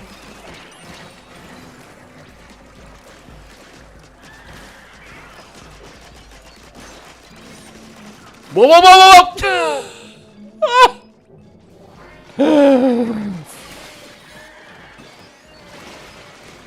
It is so difficult to play Charger without the ink recharge, and I need to actually learn to stand in my... Here we go. Yeah. Okay, you gotta do that. Shum bucket, bro. Every stage name is based on a food item. Yeah, like the Bagel Beach that's in a donut loop is a bagel. Because it's shaped like a bagel. Spaghetti Den.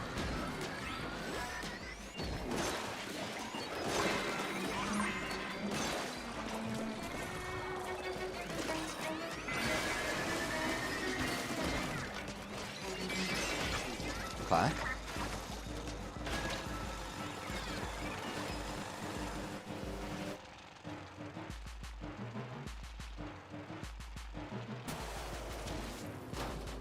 Stupid flyfish. Got him.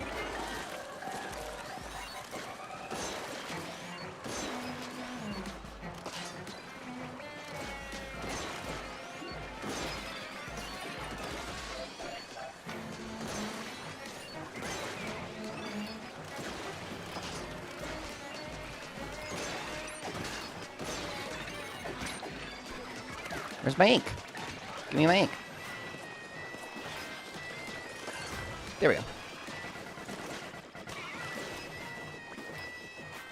Or someone else's line caster. Or line marker, or whatever it's called. That's the original gadget. Line marker's the solo one. This one's high fiver.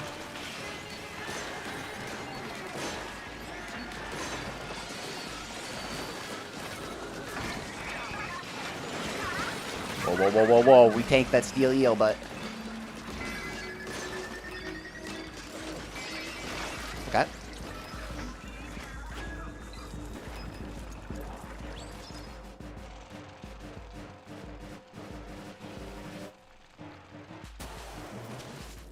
Now strong arms here.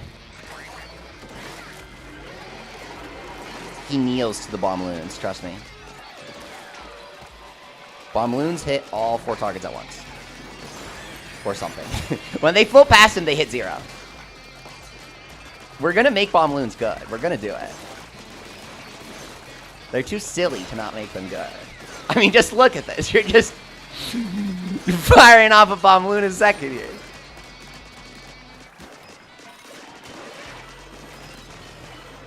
I'm out of ink, but I'm not out of bomb loons.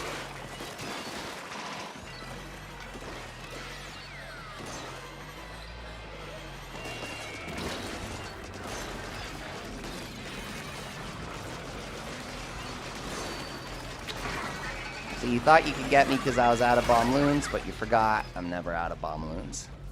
See ya. We win. Oh, I thought that would be enough.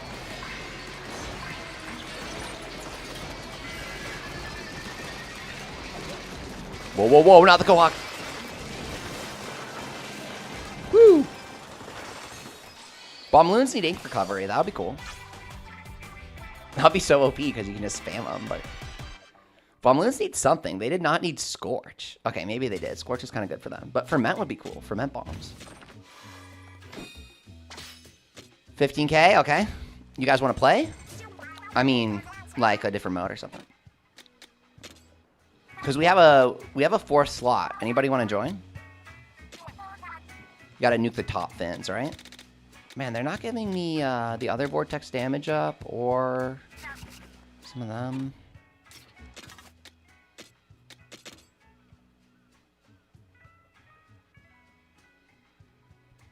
I can't really fit anything into my build.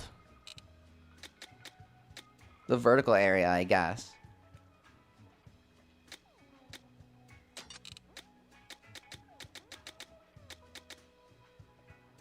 Oh, shoot, man. Yeah, it has this issue, doesn't it? Where you have too many slots that you want to use.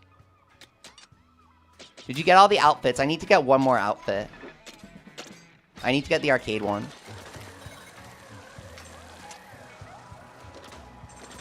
You're missing the amiibo ones? Oh, yeah, that too. I mean, yeah. This one's cute, though, because it's like the Nintendo Today comic. Have you guys read the comic on Nintendo Today? That's why you get it after beating the credits.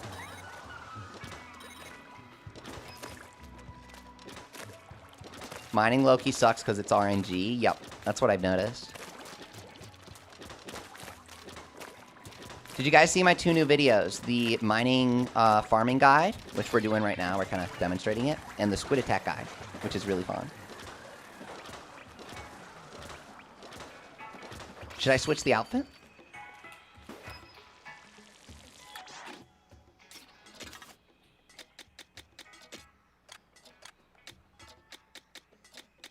This one's really cute, man. This one's, hang on.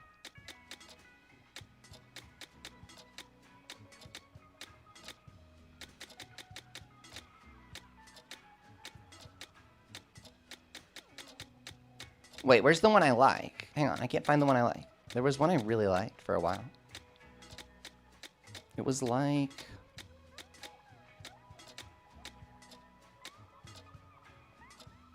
Was it this one? I think it was that one. This one's cuter, though. All the other ones have the ugly leggings on them. Splatoon 2 low-key had the best gear, I feel like. Splatoon 3 was like a step forward, a step back. And then Raiders has like the worst customization of the series. I don't get it. It's like nothing, dude. Can I join ST1000? Yes. If you're on this floor, you can join. Or if you want to do 500, I'll do 500 with you guys.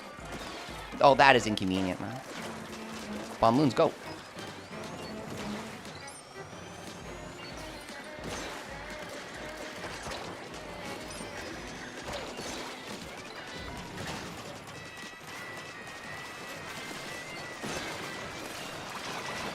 Might go Blaster after this one. Oh, Toy Shark Blaster, obviously. We're trying to get Toy Shark Blaster to 100. I think. Is that the move? Is that the play?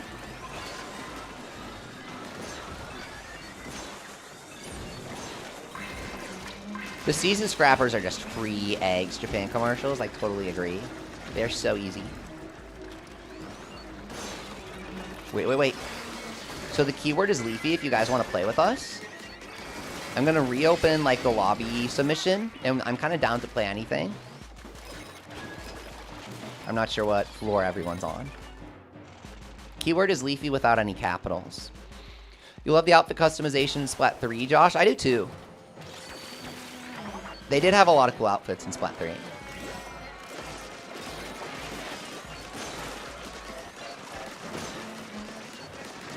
Well, this is fantastic.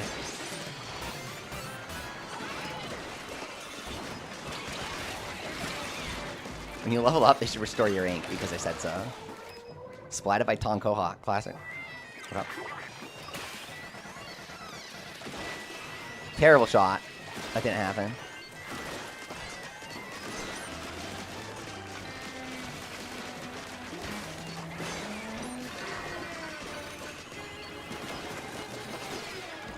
Marina's new amiibo? I didn't get it. I didn't get a lot of the Splatoon 3 amiibo. I have all the old ones, though.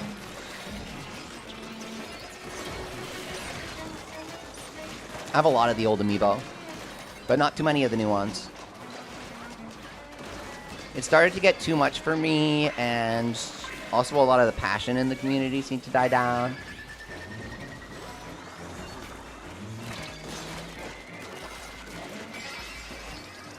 Missed out on the Octo expansion ones. I mean, they reprint them all the time in Japan. You can get the Splatoon ones pretty cheap in Japan. The school outfit amiibo are the best. The school outfit's my favorite, obviously.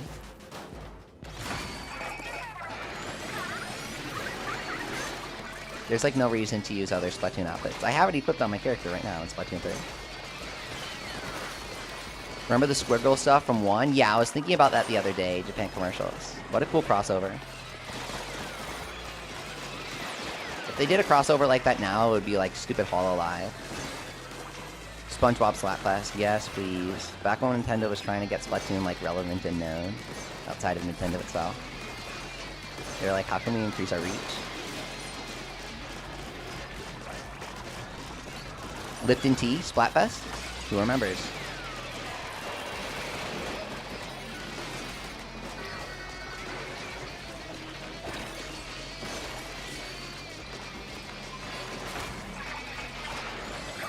Bomb runes, low-key shredding?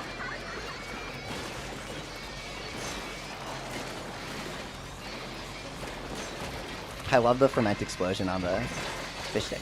It's like so good. The European toilet paper one? Oh yeah, which way does your toilet paper go? That one was genius.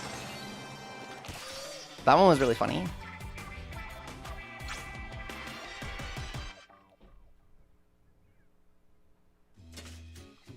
Right on, what's up? What's happening? I published 2 new videos. I published a guide on how to get lots of Spiralite. And I published a guide on how to do some silly tricks with Squid Attack that instant kill bosses. I worked super hard on them, and so I hope you guys like them. And we're kind of demonstrating the grind right now.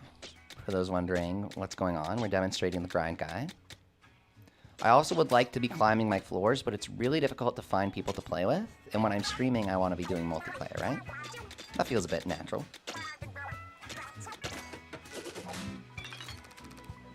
You watched the Squid Roll one? Seriously? Thank you so much, Right On. I really appreciate it.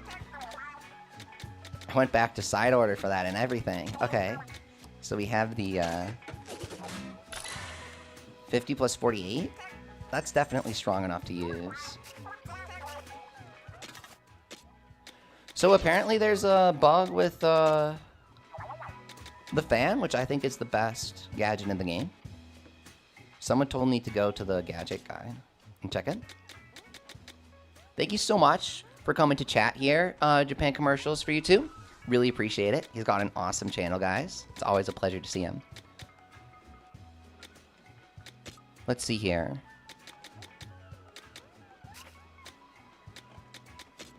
That torque screw fan. No propeller damage, final. We're missing a few of the final ones, right? See how the fan shows gadget parts on the previous page? Yeah. None of the other gadgets do that. Yeah, it does.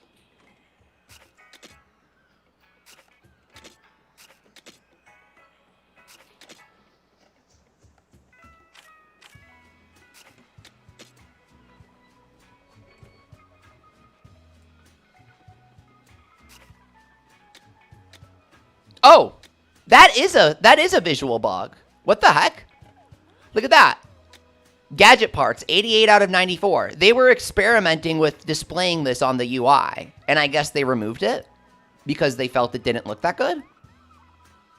But they forgot to remove it from the fan. They'll probably patch that in like a version 1.0.2. That's really interesting. I find those things really interesting, so thank you. Oh my god, look! They get shiny in the guidebook when you collect all the parts. Yo! Okay, that's pretty cool. Is it called squid roll because there's a sushi that's rolled up squid? It probably is that, yeah. Okay, we're going to reopen recruitment. The keyword is Leafy, guys, if you want to play with us. Love streaming Splatoon. This one's super fun. We liked side order, but it kind of felt repetitive. I always like slaying salmonids. Hey there, Shiver. What's up? What? Cute. Alright. And where are we heading out here to? Right here.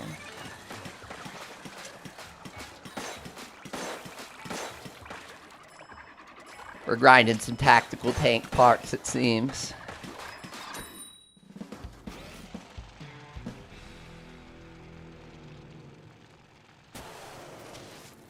Nintendo Online? Yeah, everyone requires you to pay online subscription these days. I mean, it's $2 just to play online, right? Or did they change it to $5? It used to be $2 a month. I actually have the expansion pack now because of the GameCube stuff. I liked it. I never had the expansion pack until I got my Switch 2, and I was like, I kind of want like some more stuff to play in handheld mode. Since I have a really nice TV, I don't really like to play nice-looking stuff when I'm not on TV, so I wanted some retro games for the handheld mode. What's up, Star Wars boss? How's it going?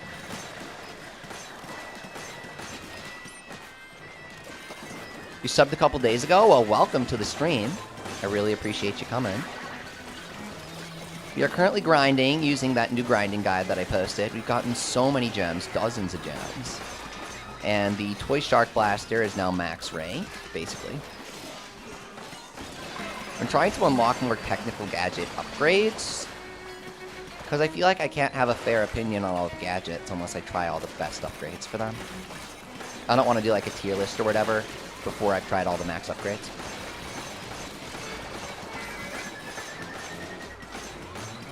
So this is one build that you guys have really wanted me to do a guide on, so I'm gonna. This Toy Shark Blaster plus Ferment Explosion plus Fan. You're going to notice that this doesn't quite match up with my grinding builds set, and that's because I'm trying to get some technical tank gadget upgrade parts, if you know what I mean.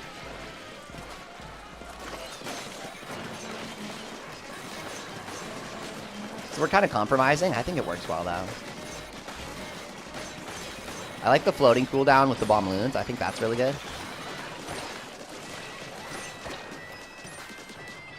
What else does tech have? It has the turrets, right? But then it has, what's that last one that I'm forgetting? Oh, it has the killer whale. You know, maybe that would be nice. Maybe bomb loons, killer whale. Yeah, but I like the high fiver for the freeze. The visual bug is not on your Switch, so you don't know what's going on with mine. That's weird.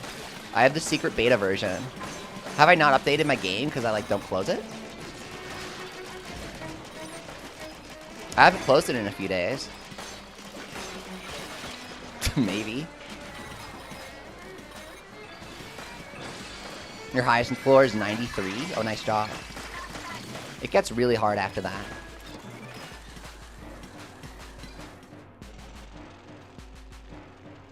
Here we go.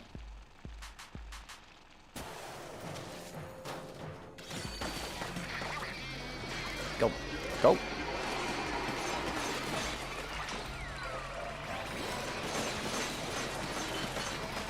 Yeah, we are on floor 99. My highest is floor 524. But no one's high enough to play with me. I want to do multiplayer on stream, so we're doing the floor 99 grind. You're on version 4.1. I'll check my version.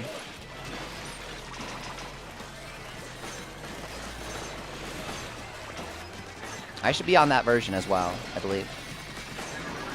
I've definitely seen that on my title screen. Somebody asked me to check it. He said that his Switch displays it, so you're the odd one out, actually, now that I think about it. I only knew about that glitch because somebody else said it appears.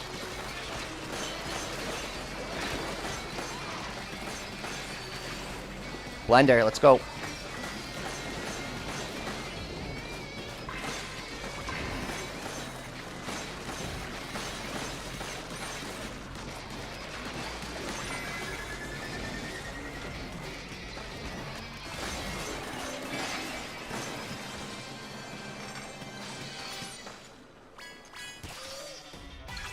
Here we go.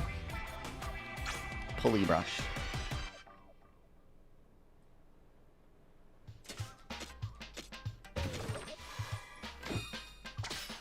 $15K. Okay. Back we go.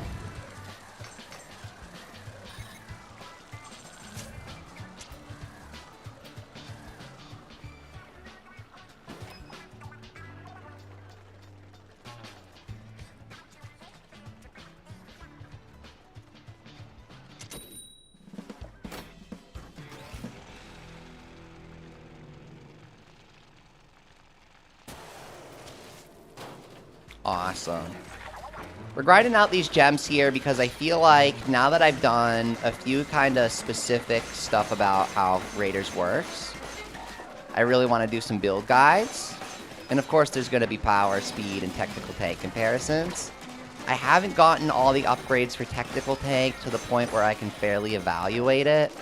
So I don't feel it's responsible to tell people that they should always be using speed or power. I kind of feel that way, but I don't know if I should put it into the video yet. I really feel like technical tank is great for doing that danger damage kind of build, but outside of that, tech tank kind of falls off. Infinite party size, that would be crazy. 1,000 players Splatoon. I would play that. Like Splatoon 99, like Tetris 99. Enormous Splatfest. DLC and random matchmaking. Says old account. I mean, this game was never meant to be multiplayer in the first place. It was meant to be a single player spin-off. But people were asking for multiplayer. Or rather, Nintendo knew they would. So they sort of have multiplayer hidden in the game. I don't know if Nintendo will respond to people loving the multiplayer by updating it, or if Nintendo will just kind of be Nintendo like they do sometimes and be like, that's not really how the game is meant to be played, so we're not going to support it. I kind of anticipate the latter. Are you going to lock your color settings as Star Wars boss? I mean this in the really nicest way possible. The color settings are for if you're blind, like colorblind. I'm sorry. It's for if you're colorblind or if you have issues telling colors apart. I really don't have issues telling colors apart, and I really like the different colors in the game, so I'm not going to lock my color settings. But like, if you find that helpful, that's totally fine. There's nothing wrong if you need to lock your color settings, I just don't have the need for it, you know what I mean?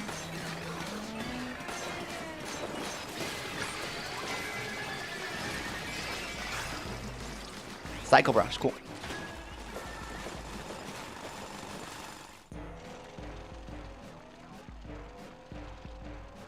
Unless they changed it, the color lock just used to be locking to one color. You don't get to change your color.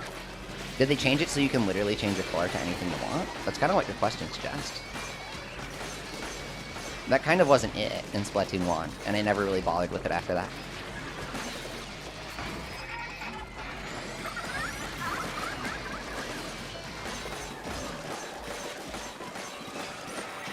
Here we go. Shred him. Oh, above. Have you guys played that Ninja Turtles roguelike? That one's kind of good. I played it in June. Splinter Fate, right?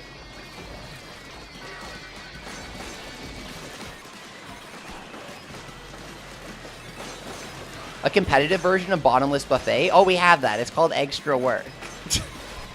I don't know if you played Splatoon 3. You probably have.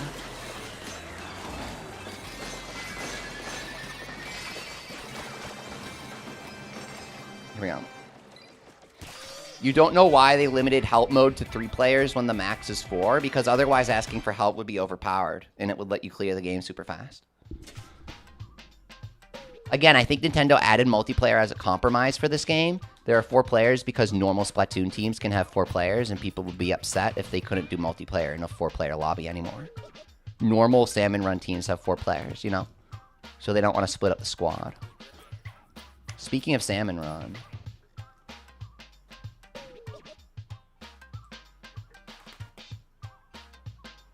Tarantula says their dad is red-green colorblind, and the color lock settings for Splatoon 3 don't even have good options for him. Oh, that's kind of bogus.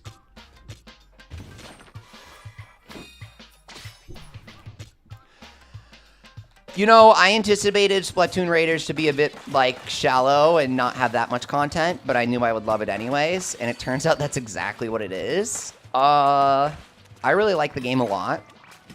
I'm glad it's a budget title, and I'm glad it's the price that it's at. If the game was at $70, we'd have a lot of trouble on our hands. But because it's not, I think it's fantastic. Pushing Big Shot off the edge with Splatterlights, I love doing that, and I even do it in my new video I posted today. They need to add something competitive. Need is a strong word. You probably just mean that you really want to see it. I do agree, but Nintendo's Nintendo, and they're pretty particular. They heavily marketed this game as a single-player focused Splatoon game, with multiplayer kind of being an optional compromise. I think everyone's loving the multiplayer because it gives such a short and kind of shallow game longevity, and things are less repetitive in multiplayer. But I think Nintendo's very Nintendo, and they may not have any intention to support multiplayer in this game further.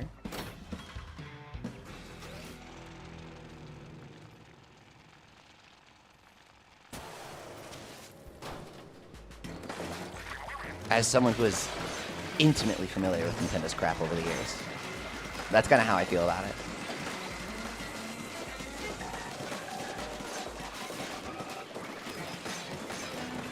Like Salmon Run, you could only play at specific times in Splatoon 2. Do you guys remember this? You didn't even have 24/7 access to Salmon Run. You could only play it when Nintendo told you that they wanted you to play it. It was only in Splatoon 3 that they added permanent access to a Salmon Run rotation. And even then, you can only play the single stage that they want to let you play 2 days at a time. I really don't think that Nintendo is going to be too pressured by people playing this game in a way that's, like, not their intention. I think this game's very much designed for single player, and multiplayer is ridiculously overpowered. It makes the game, like, really easy. You can have every gadget active at once in multiplayer. And the utility matters more than the damage. Multiplayer is super OP. Once people actually start trying to combine gadgets in multiplayer, that's when it will get crazy. People are currently still at the point where it's like, let's both run our favorite strong thing. Once everyone has all the upgrades, we'll be able to say, I'll run this, you run that, and it will work well together. No one has enough crystals for that. I love Deep Cut, I'm blinded by it. I can't say how good the game is, says Tarantula. I always try to be objective even when I'm super biased. I love Splatoon, and to me, this game is a 10 out of 10. But I would say I felt like I had seen everything in the game on the second day. I reached the Bottomless Buffet on the second day. And as I went through the Bottomless Buffet towards floor 100, I was wondering if there was even any point to it. But I remembered in an interview before the game launched, one of the developers of Splatoon Raiders said, we hope people will play the Bottomless Buffet and enjoy finding out what's there. And so I decided to keep playing to find out, and I'm glad that I did. However, once you get beyond floor 100, it's pretty clear what he meant. It really is a randomly generated endless dungeon, and there is nothing to it outside of that reward for hitting floor 100. Nothing changes. They don't change the color of the salmonids. They don't add little hats to them or anything. Like Dragon Quest, when enemies level up and get harder, they change colors, you know? The backgrounds don't change. The backgrounds don't change color or anything. They don't add, like, little particles to the air. They could do anything, you know? They don't change a single thing. And that's not really a complaint of mine because I don't expect that from post-game content. Rarely do I expect post-game content. Like, Pokemon just freaking pissed on people who like challenging games and post-game content when they released Sword and Shield. They were like, we will have 0 post-game content, the easiest game of all time, you will buy it anyways, and everyone will defend it. And it was like, yeah, that's exactly what happened. I played them all, I love Pokemon. And so, I used to compete in the TCG competitively, but that's another story. I was pretty good.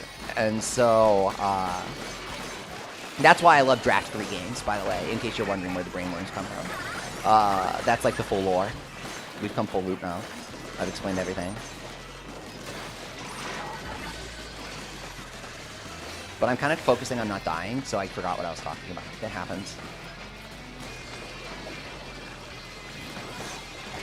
When you're streaming, there's like a train going, and there are 2 people tied to the tracks, and you can direct the train on 1 of 2 tracks. On one track is the conversation, and on the other track is like how well you're doing in the game. The train has to hit one of the people. That's such a brutal analogy. Salmon Run's just that intense. What can I say? Okay. Gem, baby. Gem alert. 97 to 99 took you 2 days. I beat 97 to 99 on the first try. It was floor 100 that got me because I was using roller, freaking roller against floor 100 guys at like level 70. That was so bad.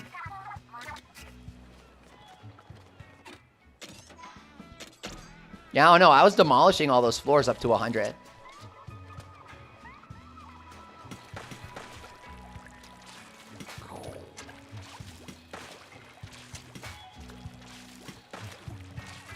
I feel like the game didn't get challenging at all. Like, it was disappointingly easy. Sorry if this sounds really freaking snarky and people are going to hate me for this. I'm really sorry. But I felt like Raiders was disappointingly easy until around floor 250. And I wasn't, like, consistently losing and really dying a lot until the late 300s. And that's kind of what motivated me to keep playing the Bottomless Buffet. I was like, I need to see when the game gets really fun. Obviously, I was having fun, but, like, to me, when a game is challenging and it, like, puts me in the zone, it's a different kind of fun. And I was kind of pursuing that. I was kind of chasing that. And I found that when I got to 400 to 550. 450 is maybe the sweet spot for me, where it's like, oh, this is really damn fun. I need some more levels to progress farther, maybe. At a comfortable pace. I can totally do it, but I'm losing a lot. A lot of Japanese players who are super far, like way farther than me, they mulligan when they play. So anytime they get a floor that they don't like, they just pause the game and go back to base until they get a floor they know they can beat. You guys know from how I stream that that's not how I play. I don't think there's anything wrong with playing that way, but I don't know. I just can't be proud of how far I get if I do that, you know? If I lose to Strong Arms, I lose to him. Maybe I can squeak out a win if I try. I'm not just going to abandon the match.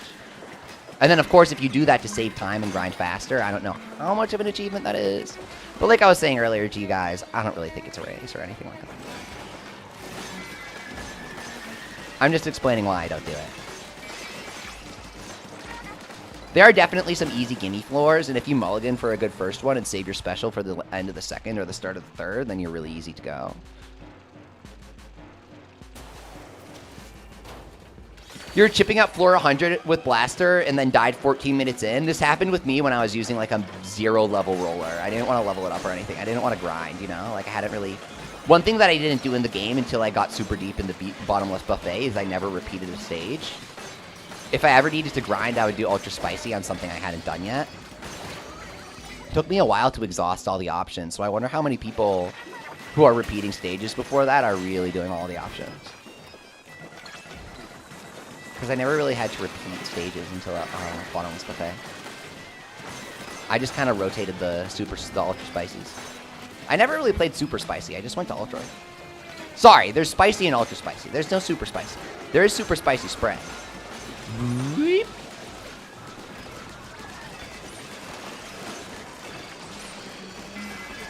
There's also ultra spicy spray, right? Super bitter spray and ultra bitter spray too.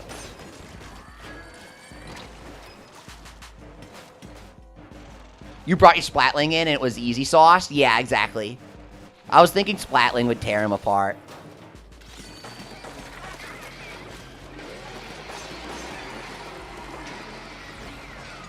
I had a couple marathon session tries with my low-level roller against him, but my finger started to hurt and my hand didn't recover until a day after I started playing Blaster. Seriously. It was bad, man.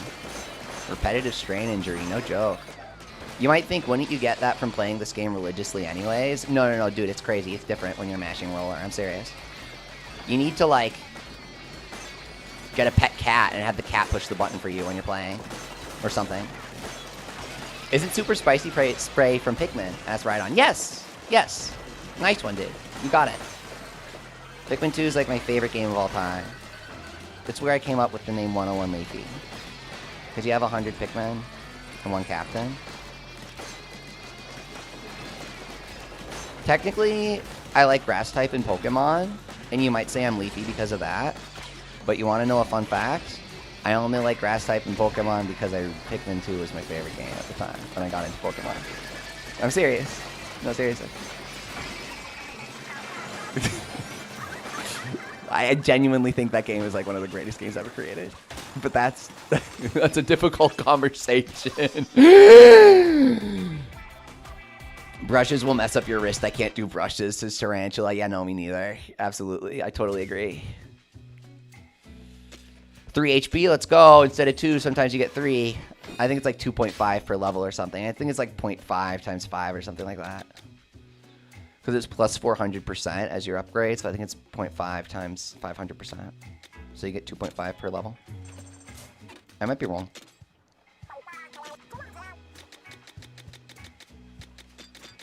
It might be 10 per level. 2 times 5. But sometimes I end up with an odd number of HP. You're burnt out, you can't keep going? Thank you so much for playing, Curtis. I'm having a lot of fun, so I'm probably going to keep playing. I want to do some build videos. What floor are you guys on? T1000, what floor are you on? The keyword is Leafy if anyone wants to join. I'm currently just kind of carrying, grinding whatever you want. Keyword's lowercase l Leafy. If you guys are able to do 500, we can do 500.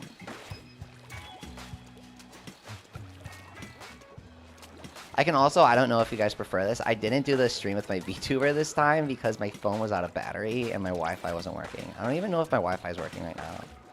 I guess I could give that a check if we're doing an intermission. I don't know if I feel like it though. I'm kind of just having fun like this. How do you join with keyword? You just go over here. In the keyword tab. You're not at 50? T1000, you're at 150? That's fine. 99's fun. People are liking 99. I am too. I'm demoing the grind build, which helps. Like, or the grind process. Some people were asking for a visual, so I was like, if I'm gonna grind, I'll pop the stream on, you know, and grind with you guys. Hey, what's up, Ryder? Welcome. Oh, Jet Squelcher? Let's go, dude. I love Jet Squelcher. You're at 130? They're playing Huge Crystal and zoning out. Oh, that's funny. Yeah.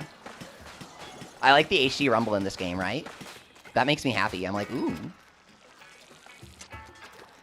Physical stimulus.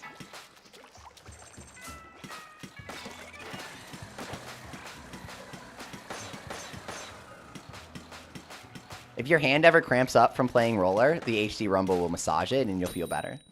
This is not real. This is not actually going to happen. Your hand is going to cramp up. I'm just joking. This is not medical advice.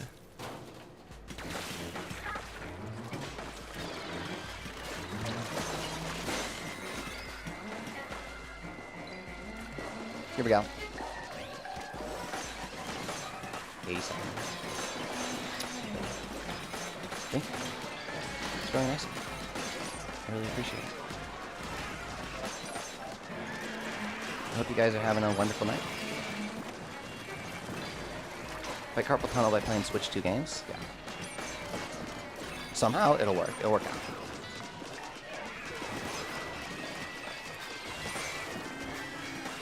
Here we go.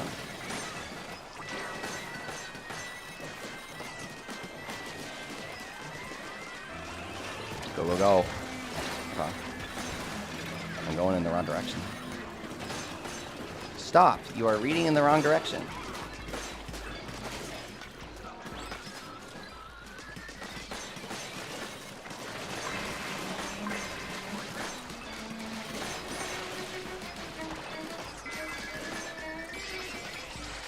Here we go. Hey, what's that? Gadget? Gadget part?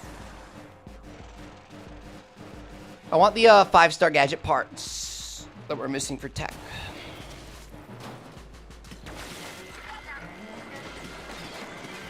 Bad. We're missing them there. Uh-huh.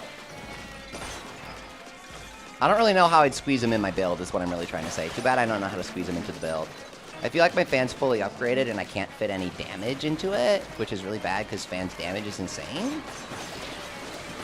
Shouldn't I be trying to fit more damage up because the fan's damage is really good? I mean, look at that. And when you back away and you have long range, the fan deals more damage, by the way. It's kind of unfair. It's just so good. The same happens with the Beyblade if you take long range and you run Beyblade. It's like always dealing bonus damage. It's kind of funny. Okay, let's grab this guy. Take him out.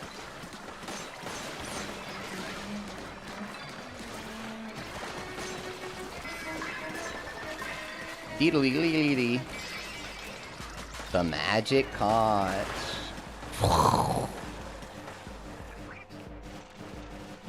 Her special goes something like that.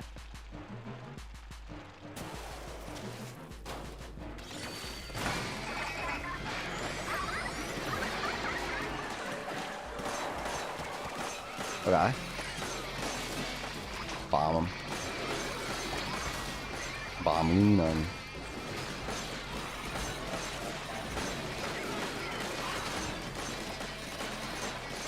We're just floating above him. Shark blaster in him. We need some ink though. Watch out.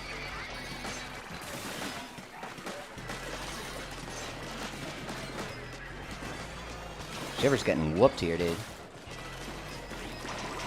Okay. Thanks for tanking that, Shiver. Like a champion.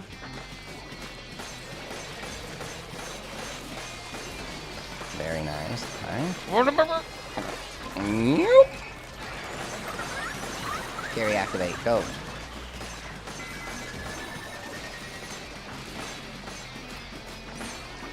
Yep. Okay. Boom. Get arrow. What level am I? Oh my god, I'm level 300! Guys, I hit level 300 and no one pointed it out!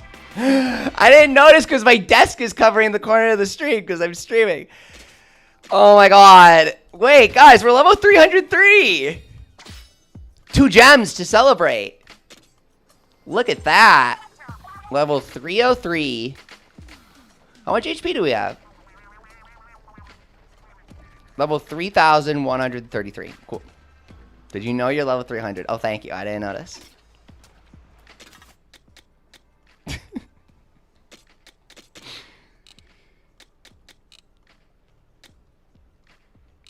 Float timeout. Explosion area. Yes, please. Woohoo! Let's go. 3,000 HP is crazy. You can tank a lot of stuff with that.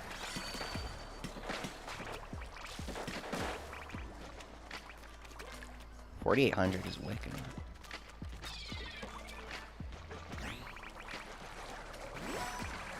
Yep, see? 3,200 and then you step away, 4,800. Why? Because long range activates and it's on our weapon. And it's on our relic powers. Plenty of damage going around there. And if you danger damage, then you deal even more damage. I do like the ink. Power egg ink.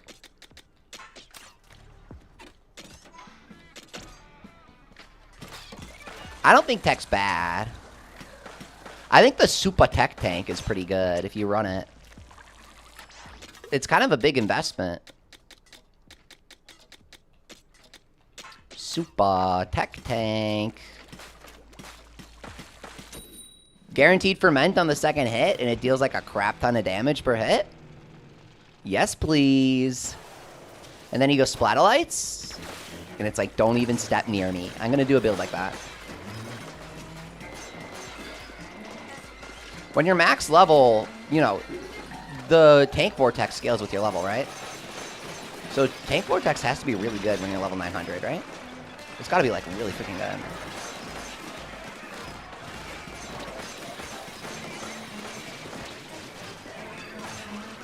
I feel like people are probably like, the lowest floor physically possible to clear, it's 999. It doesn't go higher than that. We know that, apparently. Someone told me that, so I believe it. I don't really care to know if there's a reward or anything. I don't really like spoilers, but apparently the max is 999.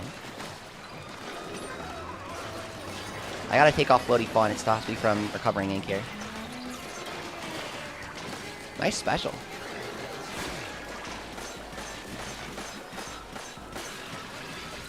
Level up, let's go. You get a level every try or every other try when doing this. Yeah, we leveled up there, you're right. I didn't even notice, man. I thought you were saying you leveled up.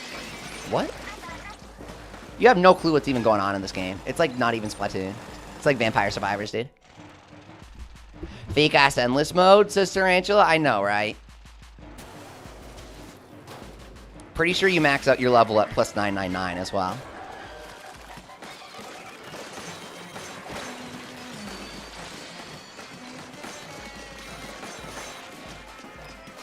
What's this? Multi-shot? Can you multi-shot blaster? I didn't know multi-shot was a thing for this. Huh? What do you mean multi-shot? Can you have multi-shot auto blaster? That sounds kind of cool.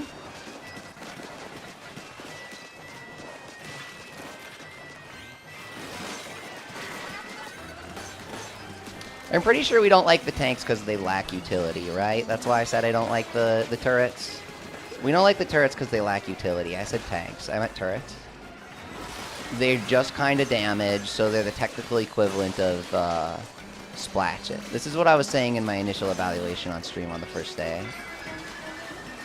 Bombloons, kind of similar, but they use spam the hell out of Bombloons, man, and I did not expect that. These things have a 0-second cooldown. It's ridiculous. They need to add an autocast to Bombloons, and it's offensive that they didn't. Talk about a gadget that needs an autocast, man. Look at this thing. Terrible fan placement. Don't do that.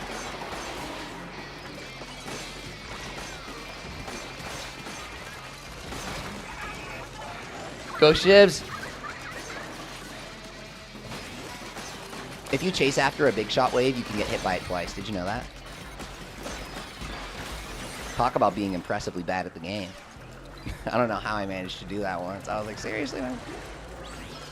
Also, big shot waves appear when you're on a slam inlet sometimes, and they need to bug fix that, because I'm pretty sure they didn't do that in Splatoon 3, right? Correct me if I'm wrong. Would big shot waves appear on slam inlets? Because you're technically standing on a surface. It just doesn't physically make sense if you think about how the power is supposed to work. Wave breaker. Bullet time up, you know?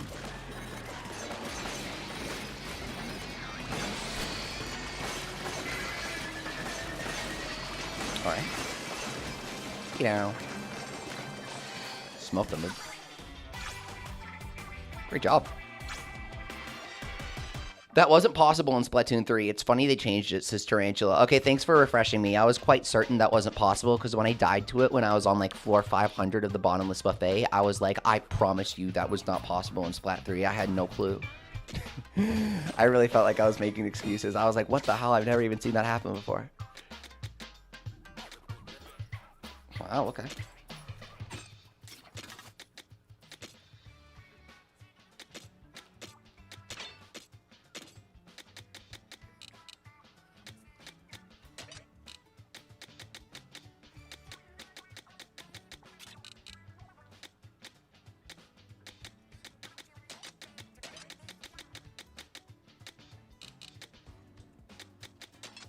All right. Completed the slab relic. Oh, dude, the slab's so good. The danger damage slab. It's the best for meme builds because it boosts everything's damage. You can do any gadget and boost its damage. Big Shot Wave couldn't hit you twice, and the Slam and Lid didn't get waves on it. They're just doing whatever they want with sound waves in this game, yeah. The Big Shot Wave is a physical wave. It's not a sound wave, but I get what you mean. That's a wave breaker, it's called. Sound waves are the rapidly ticking damage over time that just counts down like a ticker. And then Stinger is like rapidly pulsing is the difference, right? Doesn't the Stinger actually rapidly pulse instead of counting down?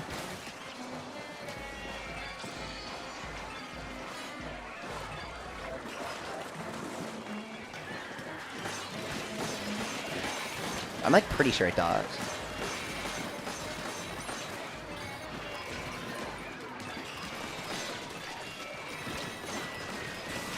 Do we see the same loot when we kill mobs? No.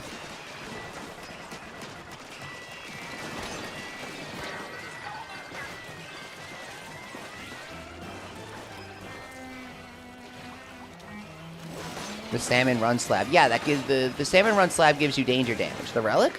I have no clue what else you'd be talking about. My bad. Oops, oops, oops. Splatted by Chum.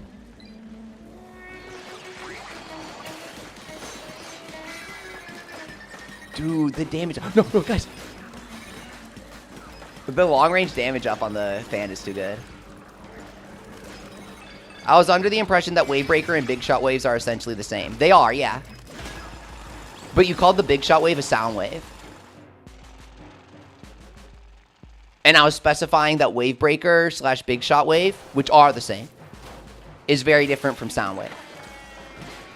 I think you just made a typo and you didn't realize it. Like, you meant to say, I get what you meant to say, right?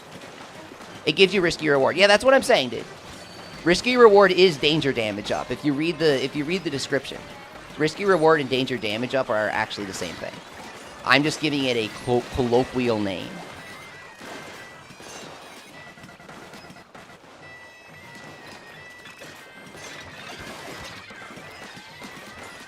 I can call it risky reward if you prefer.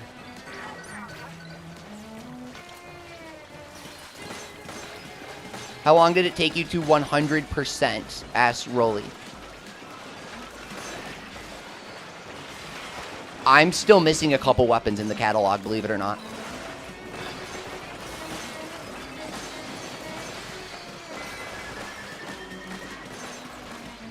But doing all the stages and reaching floor 100 of the Bottomless buffet took me 2 days. And then I got to floor 500 in like 2 more days. But making YouTube videos takes a lot of work, so I haven't climbed that much this week. I think I made the Primo video when I was at like floor 400. And I was like, this build is ridiculous. I got to do a video. The Primo Blaster, the Butane Blaster. I came up with the Splashdown Meteor Mitt plus, what was I running? From the second day onwards all the way through the Bottomless buffet from floor 0 through 500. It was like Meteor Mitt, boot, I'm trying to remember the name, the blast boot that freezes, whatever that one's called. And then, the, dying because I'm thinking here, Splatolites. For the egg pickup and the damage over time.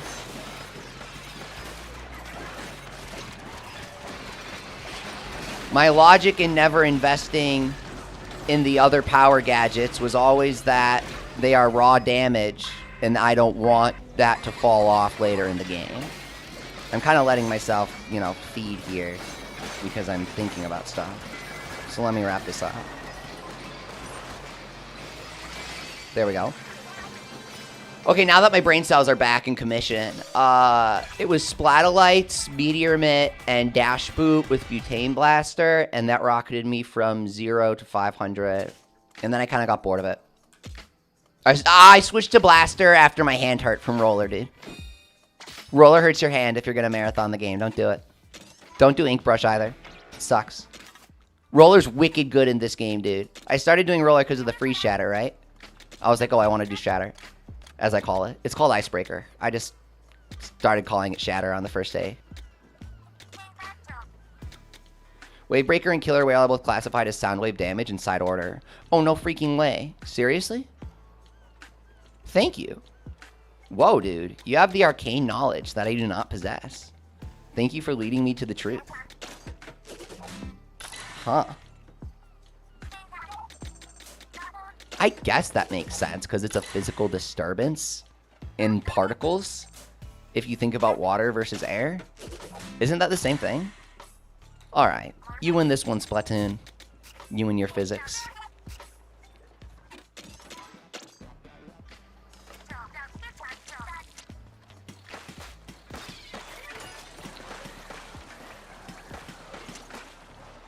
So yeah, we're getting some levels, but making the videos makes it harder to climb. But I don't really think climbing's a priority past 400 or 500. I think the builds get more interesting than the climbing at that point. Especially because when I was doing the videos, I kept trying to explain to people that the lower difficulties, once you get down to 400 or 500, it's like a totally different game. And I kept getting a lot of responses from people who were saying, well, I'm doing X build, I'm doing Y strategy, and it's working really well for me at floor 10 of Bottomless Buffet. And it's just, I don't want to sound elitist or anything, but once you get to that floor 400, floor 500, the HP gets freaking ridiculous, and a lot of things just don't work when they were working before. There's a lot less margin for error, and so there's a lot less room for, like, not optimized strategies. So when I try to talk about optimizing things in these videos, and I try to talk about here's what you need to be playing when you're doing it at a high level, and you get these responses that are like, well, I'm halfway through the campaign, and just, like, I don't take any damage from enemies, so why would I need to worry about this? And it's like, and the timers are 120 seconds, so it doesn't matter, people are saying. It's like, okay. I think it's time to do more general build guides than talk about climbing to floor 500 at that point, is what I was thinking. There were just a lot of people that weren't getting it when I would try to explain that there's a difference. The Staminates start bulking up like crazy demon mode. Seriously. You get it. You clearly get it. Like, they start getting on some stuff, man. Those steel eels have 10 million HP, and you either think I'm joking or you understand it's the truth. They literally have 10 million. I counted. It's like... I'm like, okay, I deal 7.5 million with that. And blah, blah, blah. It's like, okay, too much on these freaking long lines, man. I got a long line to complain about these things.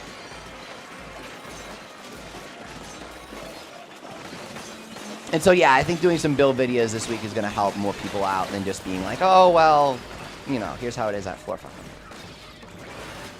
Because that's kind of what I was saying in that last video, right?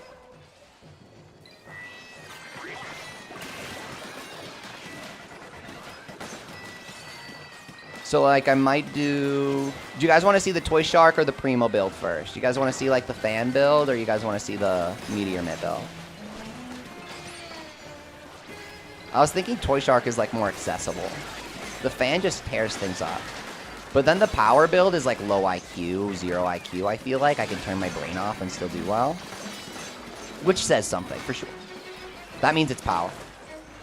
And I kind of put it together on that basis as we were working through the campaign. I was kind of theory tracking it. And I was like, okay, these things are just objectively powerful beyond belief. And so we should combine them. And that's kind of how that game that build came together. I like identifying what's strong and stuff.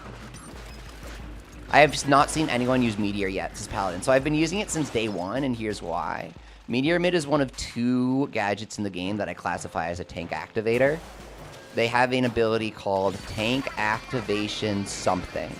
And it costs 10 slots. It is the most expensive skill in the entire freaking game. It is literally the most expensive skill in the game. And so we have a lot of people in this community using Meteor. You may not have seen them because we're trying to grind for different parts. So if you haven't seen anyone using Meteor yet, it's because we've all been grinding Technical Tank together. Honestly, we had like all 4 people using Technical Tank at the same time earlier today. And so we're all just kind of like trying to get those upgrades. I feel like everyone's kind of upgraded on Power Tank these days. I'm kind of joking. The game's been out for like a week. I'm kind of joking.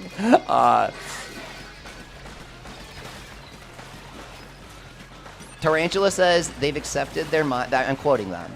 They've accepted their mind is not built for coming up with builds. And if you want to get to lower floors, you gotta trust other people. I respect that take, but like, all of the fun for games with me is like figuring stuff out for myself. And then I like making videos because it like helps me understand the game better and get better at it. And then it kind of helps other people too, you know? And so I kind of like how there's this dichotomy of how some people, you know, some people want to see other people come up with builds, but then some people want to come up with them like without looking at guides. Like Sakurai's YouTube channel, when he was doing stuff, the Smash Bros guy, he was kind of saying the same thing where he's like, he likes making videos, but he likes coming up with strategies himself. I know it seems kind of weird, but like even when I'll play games, like when I was streaming Splatoon Raiders on the first day, I was like, guys, I'm streaming because it's fun to stream. On the first day, I was like, I'm streaming because it's fun to stream, but I kind of recommend not watching and playing the game yourself, is what I said the first day. I was like, go play the game and then come back like next week and I'll still be streaming. And then like you'll have played the game yourself and it's more fun that way. That's kind of how I like to play games, right?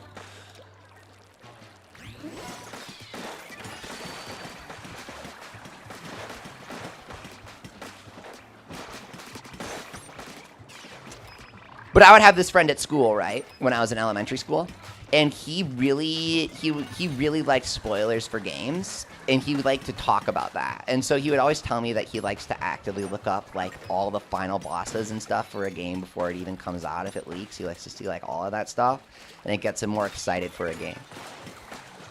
Over a decade later, I still don't really understand that perspective, but I respect that some people have it, for sure. I like to see the Toy Shark build first, but mostly the copy your strategy. Yeah, that's totally fine. Yeah, absolutely. I always tell people, you know, I didn't make the game. So if you want to copy me, then it's like you copied the developers. I don't care, right? I don't know in any of this stuff. You want to toss the fan and the bomb-loons together? I don't really think it's a good combo, but you can do it. Okay, I'm going to be honest. I've been using the bomb-loons as a meme today. I don't really think they're that great. I just find their short cooldown to be kind of impressive and fun. Maybe definitely don't mention me if you use bomb-loons. I don't know if I want anyone to know I inspired that horror beyond comprehension. I don't know how good they are. I think they're kind of okay. What do they do that fan doesn't? Well, they hit a bunch of stuff in an area. Okay, fan does that.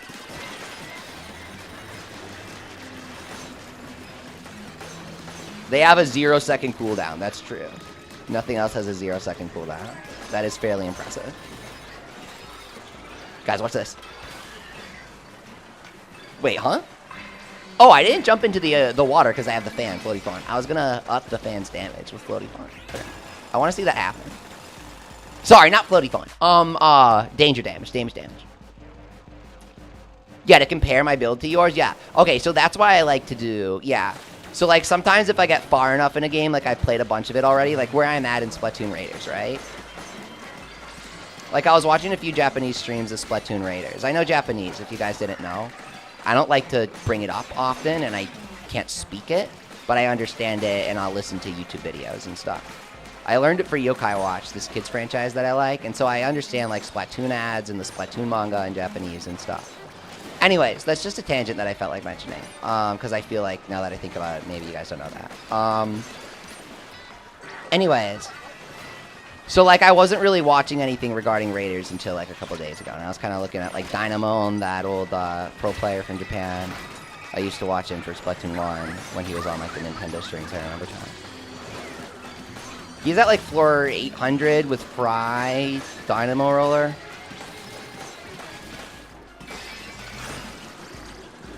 Primo Sippy Cup Dualies. Oh, nice, dude. But like,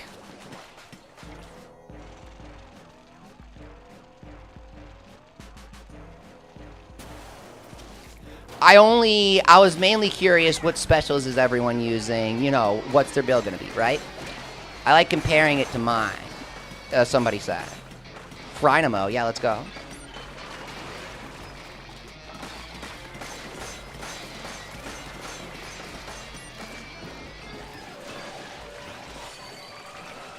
I think the best part about games is that everyone can play it however they want, right? Obviously.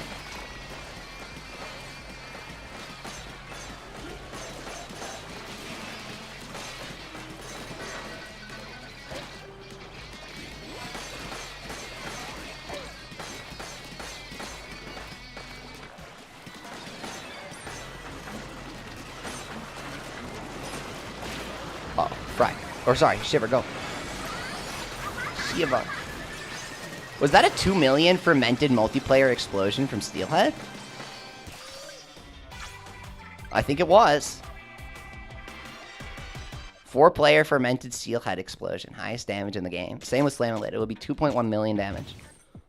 Holy crap, dude. Oh, nice. Shot damage. Here we go, you guys.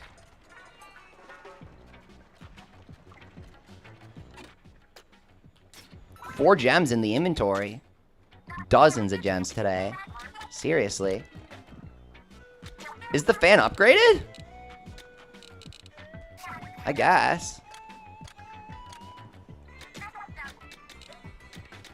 I kind of feel like this is important, the damage up. Oh, I already upgraded it. Okay. Bomb loons, dude. I'm serious. Bomb loon cooldown reduction.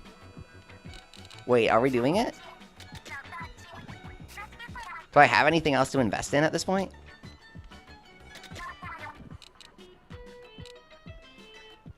Oh, we gotta do this. I knew I was missing something. We gotta do the freeze on the jump bomb. Other gadget cooldown and cooldown reduction on the jump bomb. That's right, I'll come. I got my work cut out for me. Let's go. That's for sure. What's your thought on Tri-Stringer? It's not a Tri-Stringer in this game. I can tell you've played Splatoon 3. That's my thought on Tri-Stringer. I think that's funny. I can literally tell you played Splatoon 3.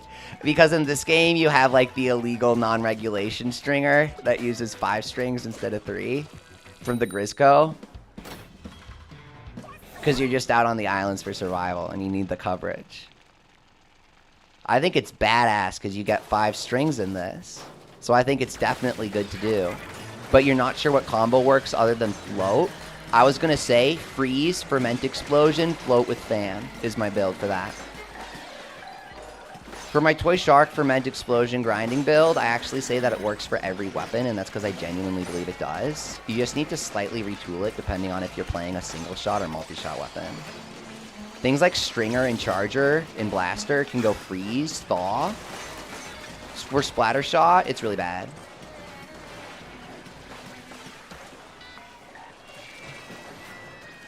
Here we go. Uh-oh.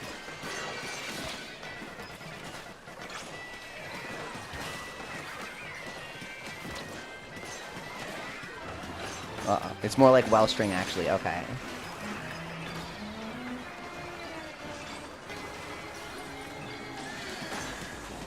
I think Stringer's really good in this game.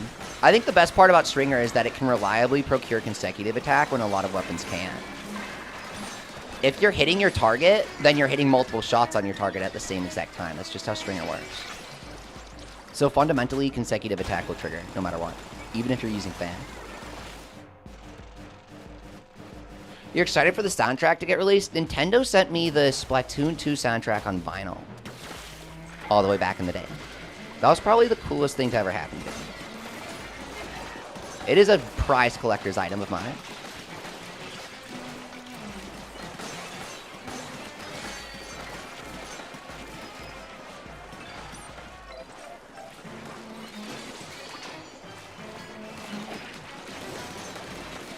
Here we go.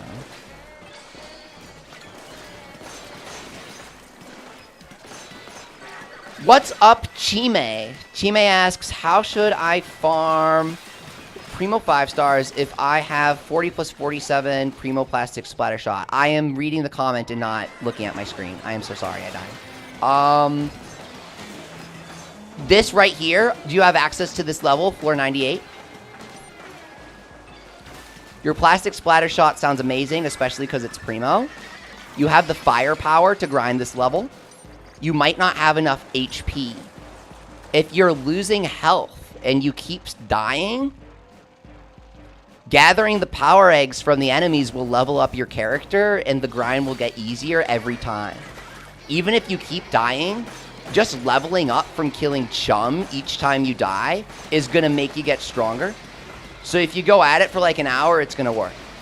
Now, if you really do have difficulty with this level to the point that you can't grind it no matter what, you can do the huge crystal mode.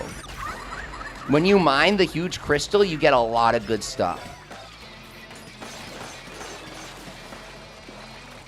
I did a guide to grinding Spiralite, and technically the process is identical to grinding Primo 5-star weapons. I should just probably do a shorter video about that weapon stuff because I think it is a common question. No worries, you guys. No worries. It happens. I guess we don't keep our stuff in multiplayer. We've never failed today. Did I get splatted? I think I got splatted at one point. If each player gets splatted once, it's over, dude.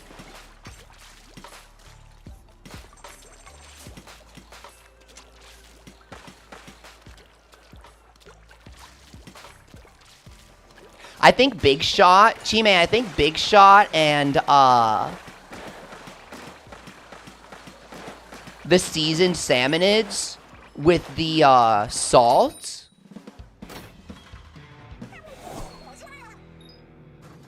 They drop better stuff, I think. Oh, so you searched the name of the bow and you got Tri-Stringer? I see. That makes sense. That's pretty resourceful of you, T1000.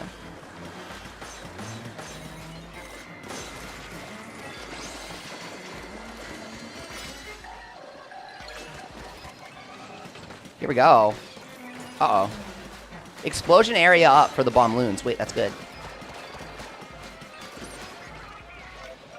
I have none of the technical tank drops, and we're kind of trying to grind them out. I never really use Bombloons, so I'm kind of jokingly trying to see if Bombloons are good. I really don't think they are, but you can probably make them work. I don't think they're busted like the fan is. I think everything's good in this game. I think everything works in this game. You can kill Chum with everything in this game for sure. That's all that matters. Just get some damage out. But I think you do absolutely need an egg collector and potentially a tank activator as well at high levels of play.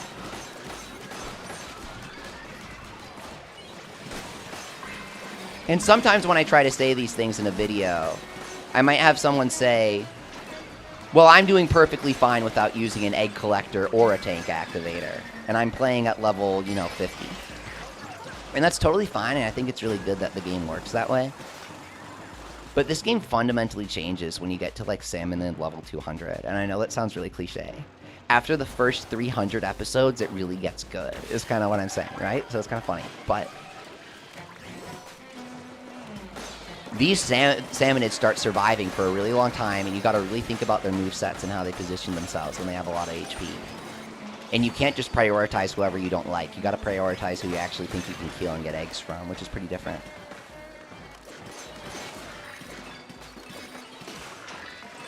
You're glad you get to have the bubble blower because you weren't able to get Splatoon 2 back then? Oh, seriously? Now that I think about it, this is the bubble blower. Oh, crap. I was thinking how happy I am that they were using a lot of the old mechanics for this game for solo. But somehow I didn't really think about bubble blower like this. You're right.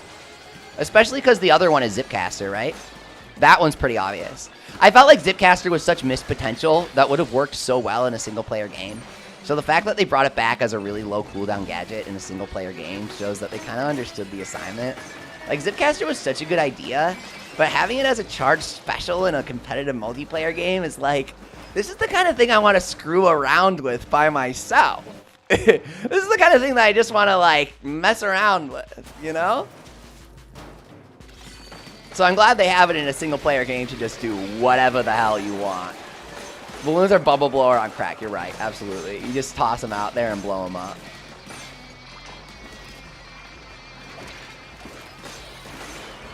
Oh, whoa, what are we doing? How many times have I gotten by that today? It's whenever I see someone close to strong arms, I think, oh, they've already baited the tongs, so it's like going to be on a cooldown, right?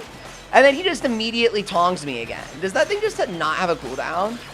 I really kind of thought it did. I thought you would alternate between the tongs and the bombs, maybe. It's harder to bait that sort of thing and time it in multiplayer, I'm seeing. It just doesn't work as reliably. I can super reliably bait and sort of like evade and punish the tongs in single player. That's just me being bad, the big shot.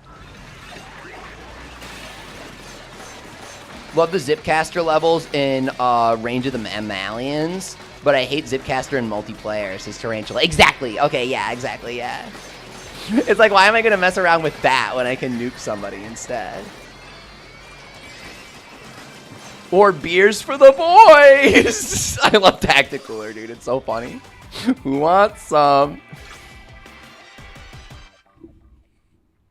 Chalupa, what's up? Every time I'm with randoms online, they somehow have the turbine every single time that takes you off the ground, and I can't see or recharge, and I'm crashing out. Okay, you're the first person to complain about this today. I was mentioning it earlier on stream, and I was wondering if anyone has a problem with it.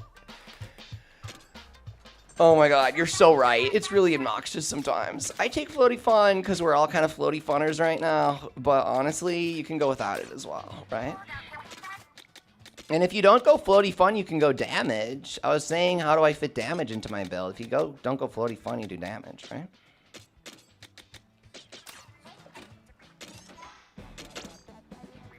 We need some Splatoon 1 sub-weapons like the Seekers as gadgets as Paladin Knight. Oh, that would have been sick. The Seekers, I forgot about that. And then they did those weird ones in Splatoon 3. Am I the only one who doesn't like those? The balloons with the propeller? What are those called? Those felt kind of lame.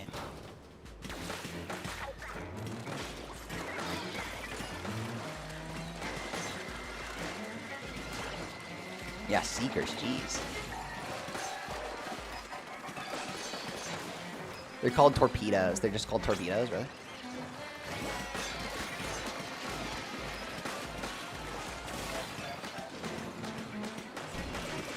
I love how every Splatoon game changes the weapons and the sub-weapons, and it's part of the lore.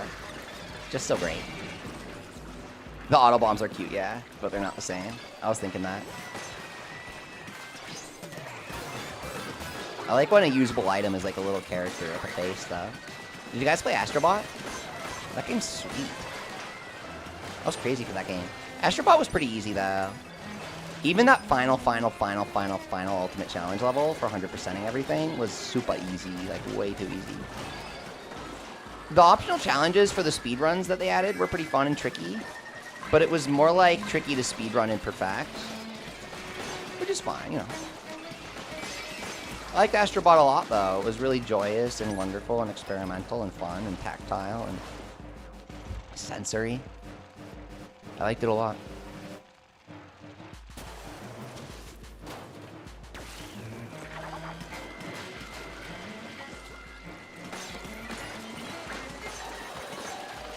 Oh, guys, let me do this. I got this. One thing. Oh, wait, I don't got this. I don't got this. Don't let me do it. Get me out of here, man. Thank you.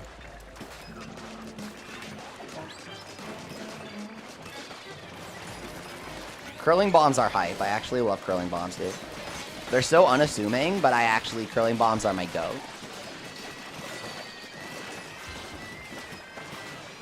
The icing on top is being able to mess with your opponents by changing the explosion time with how you hold the button.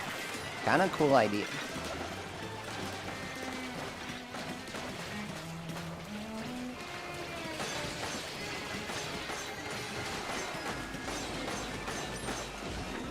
Curling bombs got nuked when fizzy bombs got their ink trail blocked. Okay, fizzy bombs are also my goat, but that's, you know, that's a fizzy bomb conversation. I don't know if curling bomb appreciates you bringing that into the conversation. But yes, I love fizzy bombs. Not only are they fun, they're also very useful. When they're both, I love it.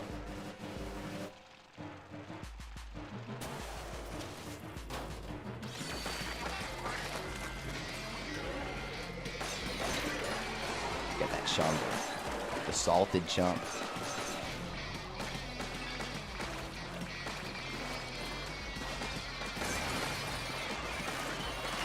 Whoa, whoa, whoa, whoa, whoa, whoa, whoa. The Drizzler's killing everyone here, man. I think we all got nuked by the Drizzler there. That was a very unassuming drizzle.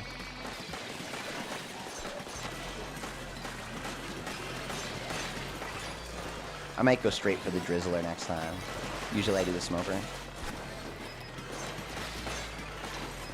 Well, I guess someone else has to go for the Drizzler if I'm the one doing the Smoker. Otherwise, the Smoker will take over. I wish we got a Big Swig. Oh, Big Swig was funny, dude. The Big Swig roller.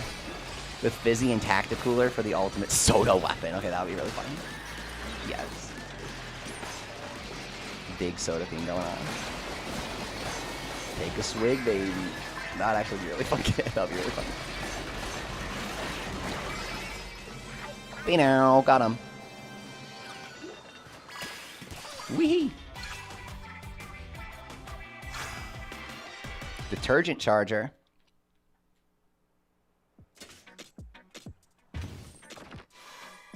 Has anyone figured out cooldown or freeze resist that all the bosses have? Yeah, it's something like it's a chance to freeze, and that chance gets halved anytime that you manage to apply freeze, but you can still apply it immediately after. It's just harder. It's something like that. I don't really get it.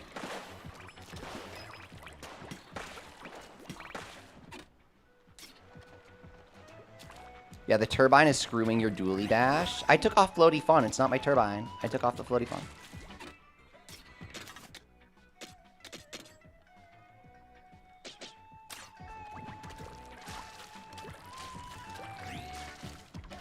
But yeah, when you're doing multiplayer, floaty fun is like only if everybody agrees to it. You cannot trigger long range on this. You gotta do close range. Should we let someone in? Yeah. Secret club, guys. Keyword leafy.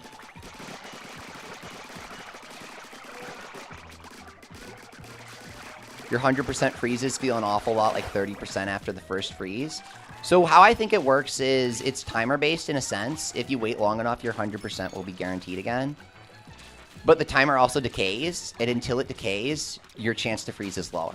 That is my personal interpretation of how it works. I'm not saying that's how it actually works. That is how I personally have interpreted it based on my experiences. And me trying to like intuitively say, okay, now I think I can freeze them again. And it usually works. I actually got so happy that Floaty Fun was not on when I joined, says Persona Sniffer. I had to enable it at some point just to mess with people, but yeah, I think everybody's kind of having enough of the Floaty Fun lately.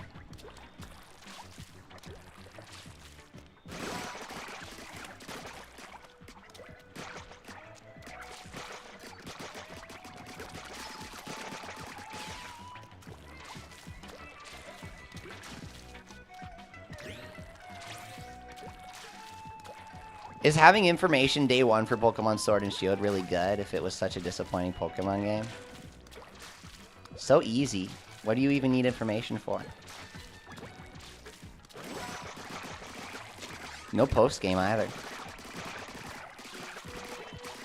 Hey, you were the Tri-Pentastringer. Awesome, Mystic Bard. I know PvP and competitive exist. That's the elephant in the room that I'm not addressing.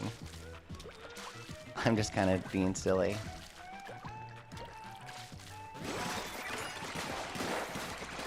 I mean, the thing with PvP and competitive is that it's more fun to play on Showdown because the actual Pokemon games are a chore to play.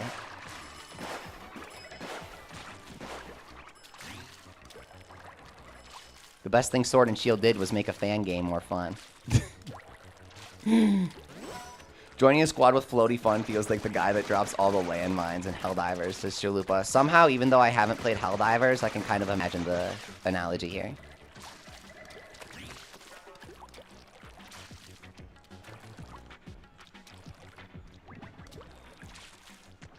Oh, I gotta choose the dungeon.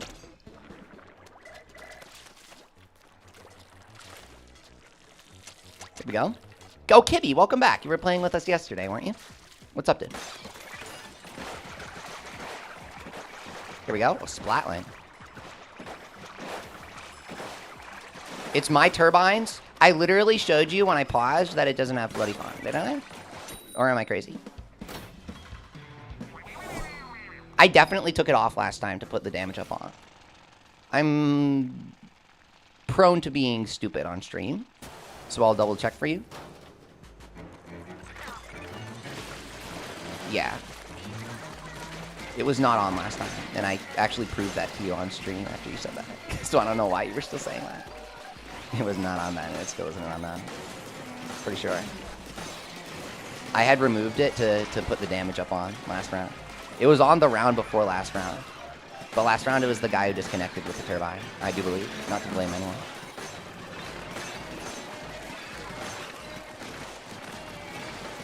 You're glad they added griefing to Splatoon via Floaty Fawn, I know.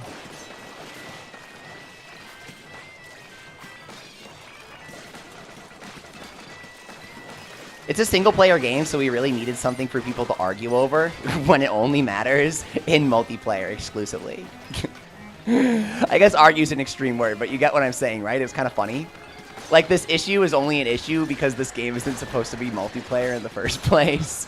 So the fact that it even exists is so, like, stupid in the first place. Like, no crap, and it's annoying to people. Gotta keep the discourse alive, yeah. Not that it's actually serious. I just think it's funny. What do you think is the best weapon? Asks Axsuit. I think the Toy Shark Blaster might be the best weapon. It has higher firing rate than Primo Butane Blaster in exchange for slightly less damage, but it does have longer range as well, which means that it can abuse long range, which gives a higher damage bonus than close range. So Toy Shark Blaster wins out in the end, right? But then Butane is better for the melee builds that I like doing too. So Blaster being the best weapon in a Splatoon game, I'm like actually shocked. Says Paladin. No way, dude. No way. Luna Blaster? Never heard of it, man.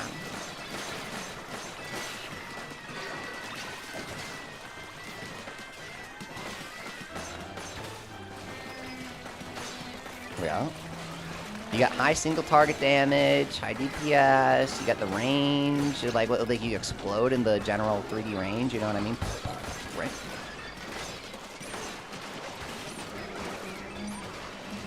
Paladin Knight, I'm really sorry that it wasn't obvious I was like sarcastically agreeing with you and getting the joke.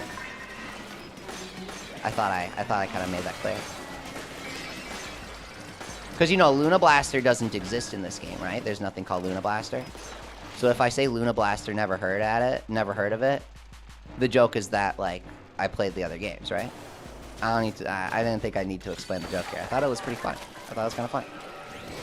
Not like slap your knee funny, but I thought it was kind of funny. maybe you gotta change to the squid roll build, dude. Not dealing enough damage, change to the squid roll build.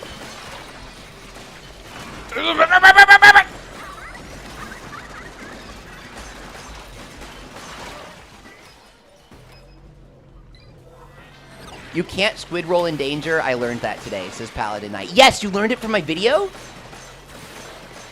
Good one. I do mention that in the video. They had a danger swim speed upgrade in side order. So it's easy to misremember that you can squid attack in danger mode, but you are not fast enough in this mode. You learned it from playing the game. You're sorry. I was actually doubling you with the sarcasm. I kind of had a feeling it was not. It was more likely that you just kind of figured it out yourself by dying while trying to squid roll, honestly. I just wanted an excuse to mention my video is the joke.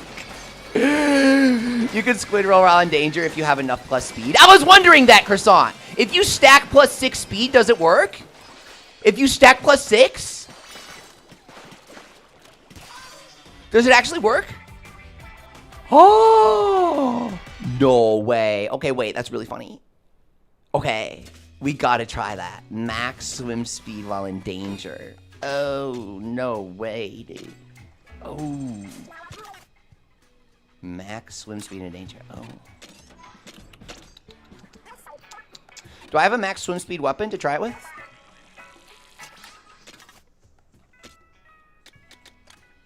I have 1, 2.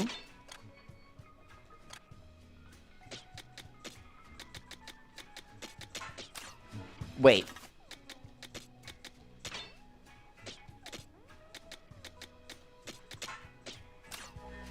Okay. Maximum swim speed. Not really. Almost maximum. Okay. Tank activate.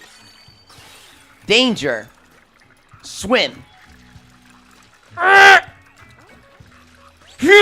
No, it doesn't work. I don't know why you thought that works. Whoever said that, that does not work. Even if you go maximum, and maybe you need the 6th layer of speed. Maybe you really need that 6th speed, man. I don't know. I don't know if it's possible. You might need that 6th one. I'll go for it. I'll do it. I have 30K. We're doing it. I really want to find this out. I don't want to be wrong here. Okay, we're doing it. Nuke incoming. Truth nuke. Okay. So this is without the speed tank. Definitely does not work. Totally does not work. This is with the speed tank, which I'm assuming you meant. This is with upgraded speed tank. Squid roll and squid attack are the same exact thing. If you can squid roll, you can squid attack. If you cannot squid roll, you cannot squid attack. In Japanese, the Japanese name for this skill is Ika roll attack. It's literally just squid roll attack. But it sounds awkward in English, so they changed it to squid attack. This totally does not work.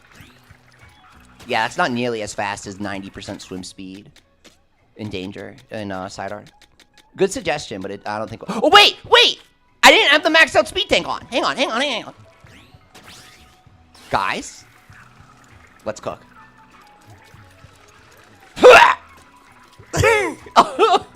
It didn't work. We were throwing here. It did not work. It still didn't work. I kind of had some hope there.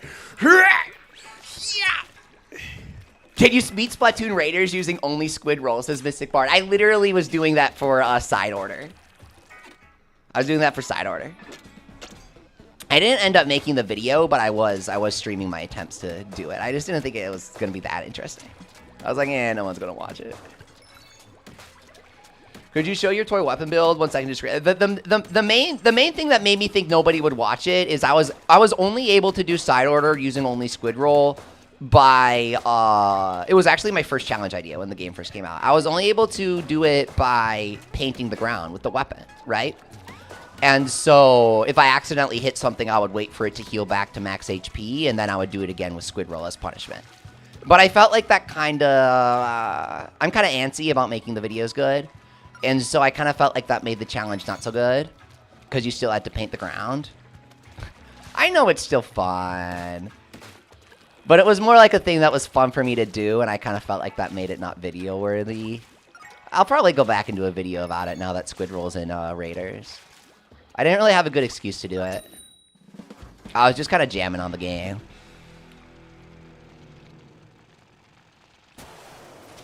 Chime asks, hey, I got Primo Rail Splatana. Hey, that seems like one of the best weapons in the game right now, guys. Primo Rail Splatana. I've been theorizing with you guys that it's one of the best.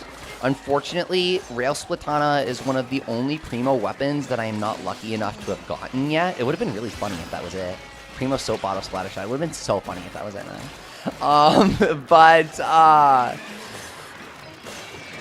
I would absolutely recommend investing in your Primo Rail Splatana with max swing and charge speed, Chime, because the Primo Rail Splatana is the best Splatana, and the charge speed weapons seem to be the best weapons in general. And also, Splatana just seems really strong with freeze and cracking the freeze with the Icebreaker skill. Tarantula said you could have gotten Pearl Drone with Sprinkler to paint for you and suffer. Okay, so Tarantula, that's a good point. We had some rules regarding Pearl Drone and Special. It was something like I was allowed to use Special, but I was never allowed to conspicuously decide to go paint stuff.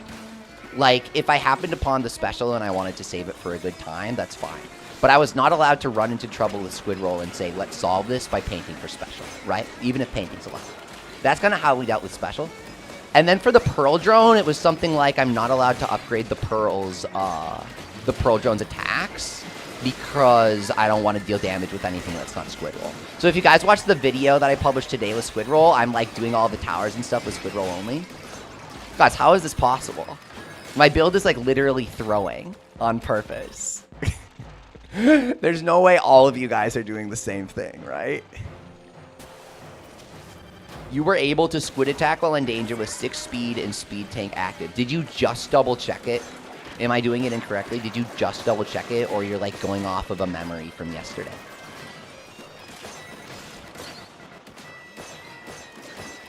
Because I actually got a comment from somebody on a video of mine. Okay, you double checked it? Okay, I'm not doing it right then. I'm going to go double check it for you. And I'm going to go do it until I get it. You tell me exactly how you do it. I'm going to do it till I get it. Thank you. Because that sounds like a really useful technique. You have to build up speed. Huh. Do you still have slow acceleration from danger, but you can, like, build up a higher speed? Wait. Okay, so maybe swim speed up increases your max speed and your acceleration, but then going into danger doesn't decrease your max speed, but it decreases your acceleration? Wait, no, it does decrease your max speed. It does, it does. I said something fucking stupid because I'm playing Salmon Run, guys. Don't quote me on that. Don't make fun of me for that, man. I'm playing Salmon Run right now, okay? Obviously, going into danger decreases your max speed, but it doesn't decrease it that much, and it doesn't decrease your acceleration that much compared to having level 6 swim speed on, is kind of what I'm trying to say.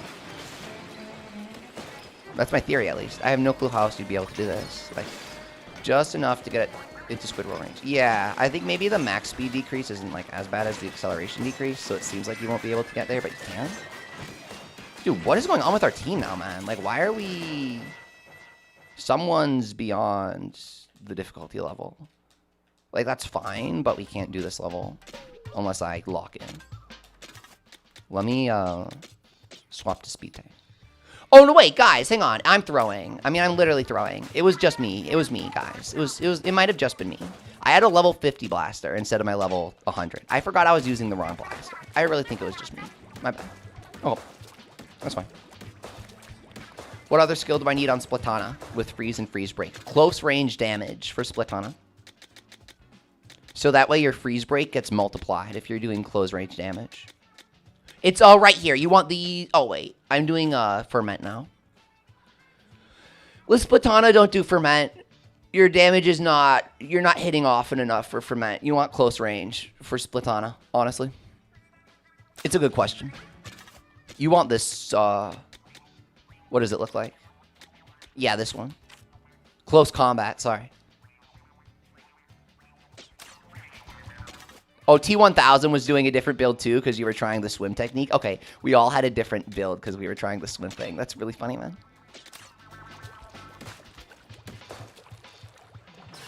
That's really funny. Okay, what the? Go. Nope. Oh, I didn't have the speed tank active. Hang on. Speed tank, go.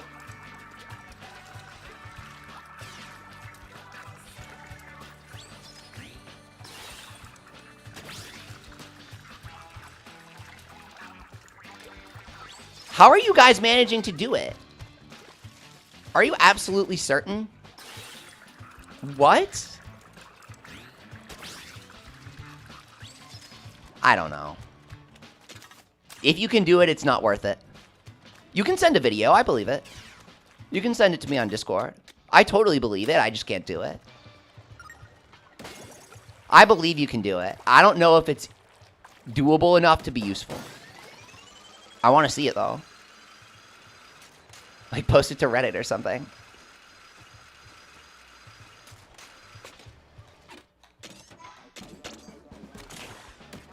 The forbidden squid roll. How freaking fast is 6 swim speed up anyways? I didn't even bother to... Oh, wait, guys! I don't have the other one equipped! Hang on, hang on, hang on. I don't have the other thing equipped. I only had 3 swim speed. Hang on. And tank?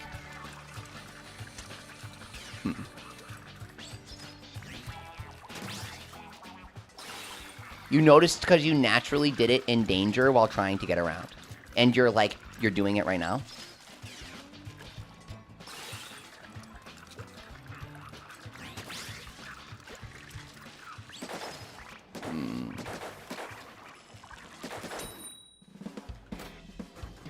Squid roll in danger would be really useful, man.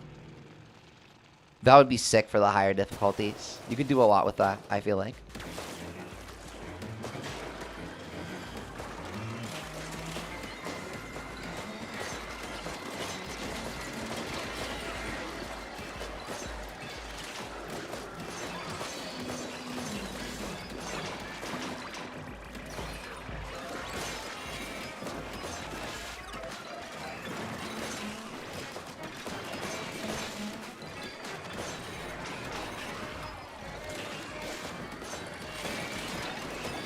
Do we want to get, like, maybe 5-star turbine damage up today?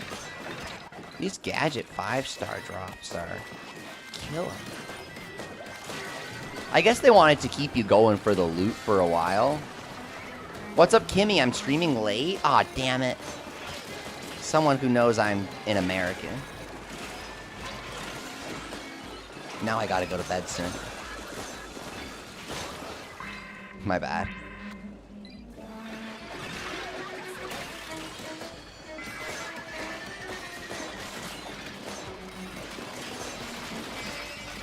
I'm taking Balloon so I can get the gadget part for them, and it's just not working. This is awesome. Oh, good. What's up, Kimmy? Welcome back.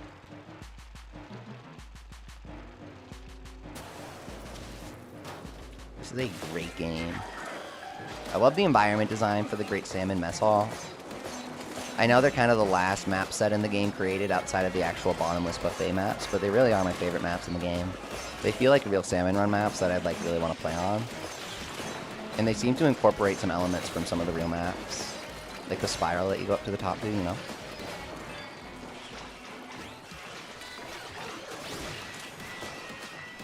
You're doing rare yokai stuff in Yokai 2? I don't know what that second part means. I'm really doing Splatoon to, like, escape from the negativity from the weirdos who obsess over save editing in Yokai Watch. So if you're one of those people who, like, do that and are weird about me not liking it, then, you know, it's kind of lame to bring that here. Some people really like save editing and they get weird with me because I don't like it.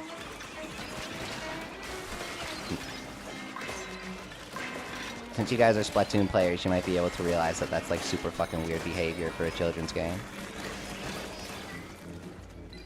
You playing other stuff makes me happy, bro. Thank you, Kimmy. Yokai Watch has been so stagnant for so long. There are very few new people into it. Fanbase has just rotted like a dead corpse, man. Splatoon's a breath of fresh air, if you know what I mean. We got some really nice people. You just hit level 100. Congratulations, T1000. Hey. Level 100 is really good because once you get to level 100, then you have 2,000 HP. You have like 2,100 at level 100, right? Or is that 2,800 and it's 2,100 at level 50? It's something like that, if you know what I mean.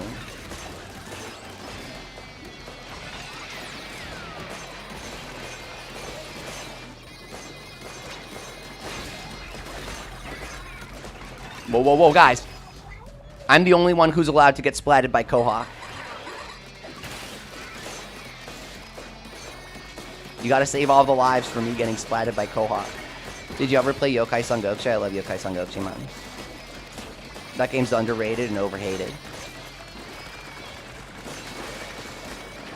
One time I said I wanted to do a translation patch for Yokai Watch Sangokushi.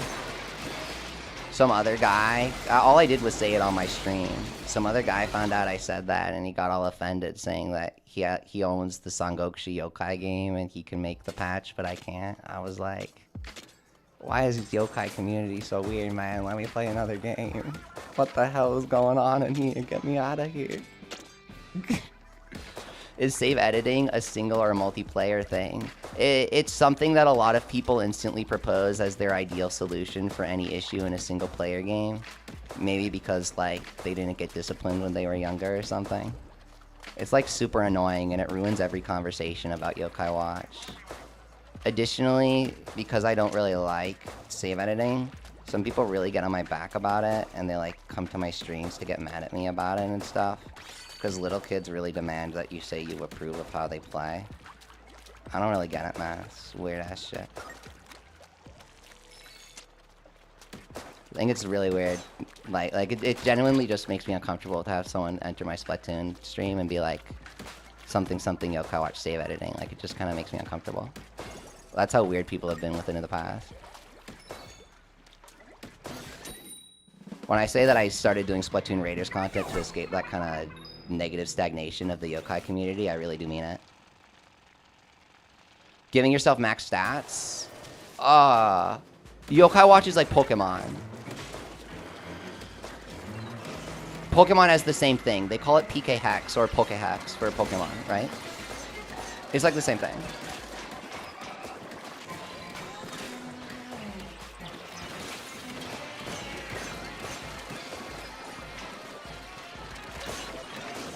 No, I think generally people like it when I do a different game. YouTube makes it hard to reach people when you do different games, but generally people are nice about it. You know.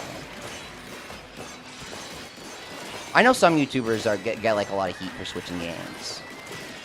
I might not have people interested if I switch games, but I don't give a crap about that. I like a bunch of weird games that no one likes. Whoops.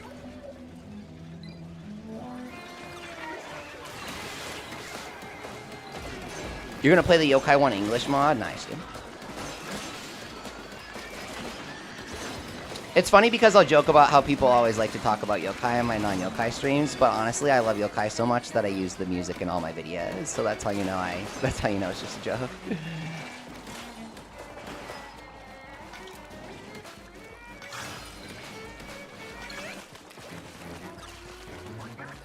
Whoa, dude. I'm seeing something that I like to see over here. Small fry, small fry, small fry. Guys, don't lose! I'm not gonna get the gem, guys! We cannot lose. I got a gem. We gotta lock in. Protect the gem. We have 2 lives? It's fine. Serious mode. We're gonna give the fly fish the serious punch, though. You wanna know what hit him? Okay, when I say stupid crap, I get hit. I need to shut up.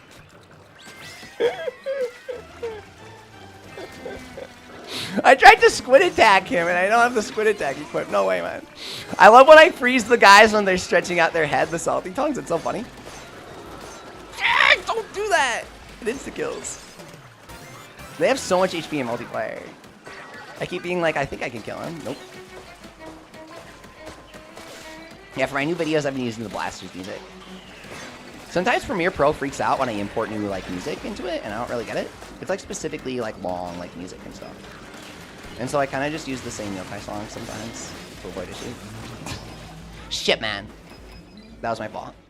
My gem. It's fine. You have a bunch of gems. Okay. That build was so bad, it wasn't even funny. That was like the worst build known to man. We need a victory run. We need a freaking victory run. Tarantula, thank you so much. I really appreciate it. We really need a victory run. I think the biggest thing that I've noticed is that like when a company is officially supporting a game and releasing content, the community gets better for a game. If a company is like not supporting the game, then the community is like a flower and it like starts wilting. I don't know. You sent you what I was doing on Discord for Song Snipper? I really want to see it, man. I do not doubt you. I just doubt my own abilities. I need to see you do it so I can try it. Sounds awesome.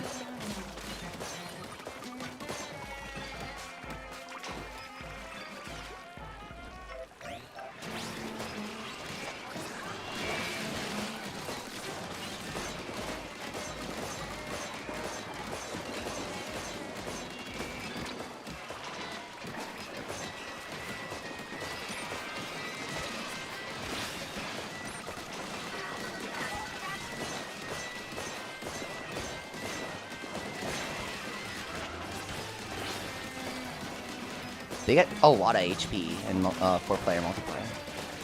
Is the scaling different for 2 players? Did I play the SAO collab for Puni? No, I've just been playing good games. I've been playing Splatoon Raiders. When an actual real video game comes out, I have zero desire to fill the void with like some random gacha that's sustaining an old IP. It's nice that old IPs like Yokai Watch and Digimon can get new content through mobile games. But Digimon gets real games now, like Time Stranger, which was really good. Good games, agreed, brother. I know, right? It's like SAO and Yokai Watch are both pretty cool, I guess. But when they're stuck in a gacha game and Asuna is exclusive to a 0.5% chance that you can only get by paying $6 per chance. Oh, well, she's guaranteed if you pay $180 and you don't get her after the $180. Then you'll get her guaranteed. That's like the little thing that they do. Dude, who cares? I could get like multiple real games for that. Ooh. Splatoon is king. But yeah, it was cool to see Yokai collab with SAO, and I really liked the artwork. I really liked the artwork for that. That was really cool, man. Plus, Asuna and Keita have the same voice actress. Like, the main guy in Yokai Watch, she's voiced by this girl who voices Asuna in SAO. I've always wanted, like, a Splatoon anime. You can't make a game that's just gambling. That's not allowed, says Tarantula. You know? Some regulators have tried to say that, too, but people always find a way around it. Did you ever play Fire Emblem for DS? Do you mean DS or 3DS?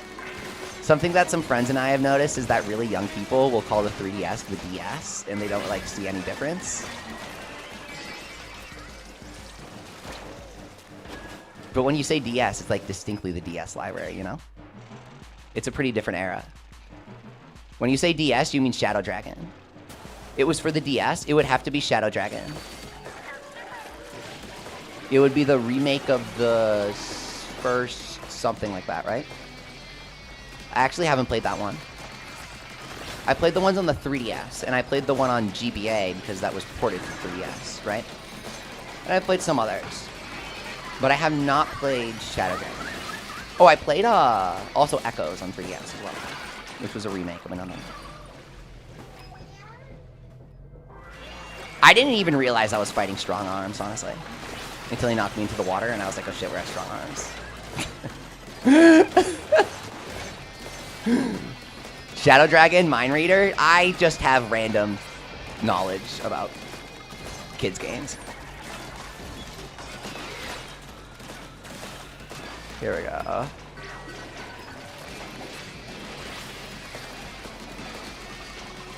Cold mind reading by abusing knowledge of kids' games.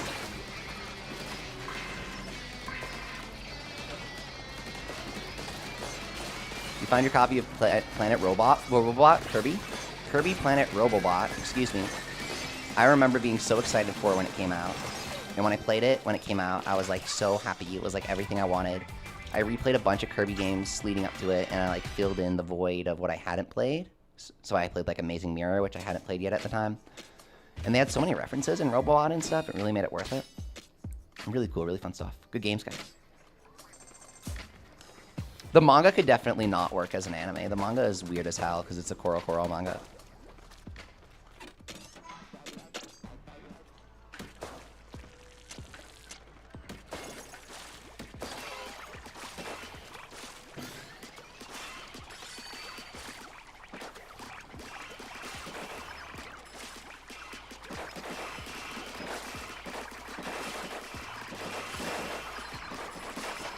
In an old Splatoon video of mine, I forget which one, for like Splatoon 3 or something, I did like one of the panels, one of the many panels of the manga protagonist who's like totally naked, and like the subscribe button was like, they like put a squid to censor his crotch, and I like put the subscribe button at it.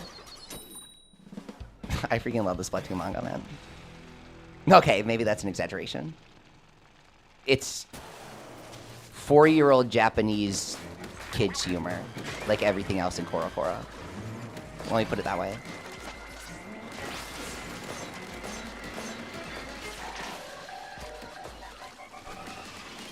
I kind of like bizarro humor adaptations of games, like the not Shadow of the Earth Tree, but like that Elden Ring manga, if you know what I mean. Search for the Elden Ring or whatever the hell it is.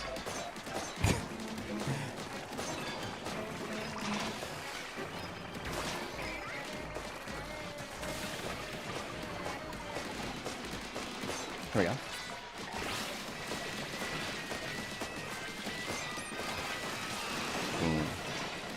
Have you guys seen Detective Conan? I actually got into it recently.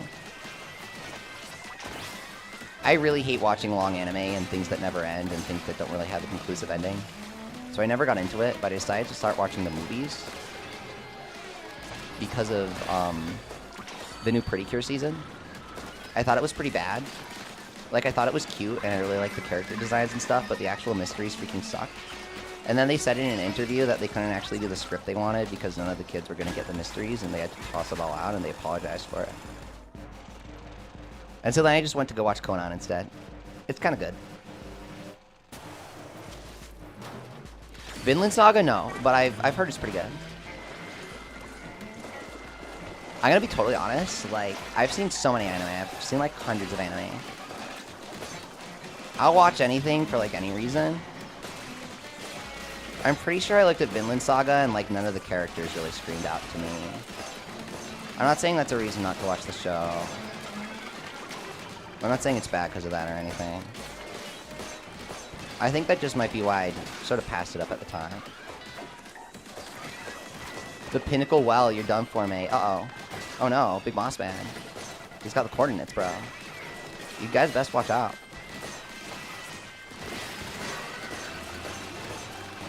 Bro hit a treasure and he's waiting for someone to find it.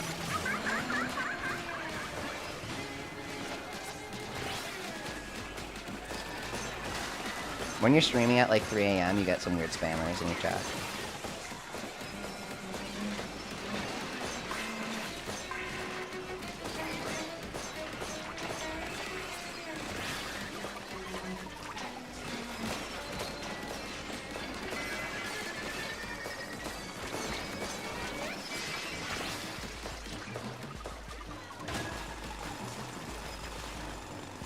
Okay, my friend.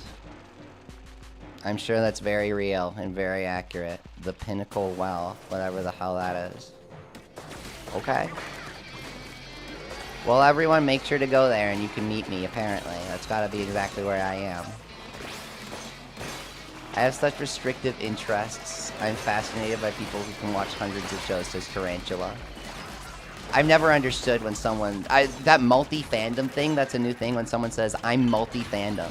I like more than one thing. It's like, I don't understand how that's, like, impressive or an identity or anything. Like, yeah, no crap, I like more than one thing. It's like Sonic the Hedgehog plus Adventure Time. I'm multi-fandom. And it's like, yeah, you play one video game and you watch one cartoon. I don't really know how that's supposed to be, like, unachievable. I don't know. I love everything, dude. Okay, I don't love everything. I'm highly picky. I have super high standards. I'm very artistic myself, and so... I don't exclusively watch things that I view as high art or whatever, but I try to engage with things that I think I can learn from in some way. Try to. I'm more than happy to watch absolute garbage if I think it's funny enough.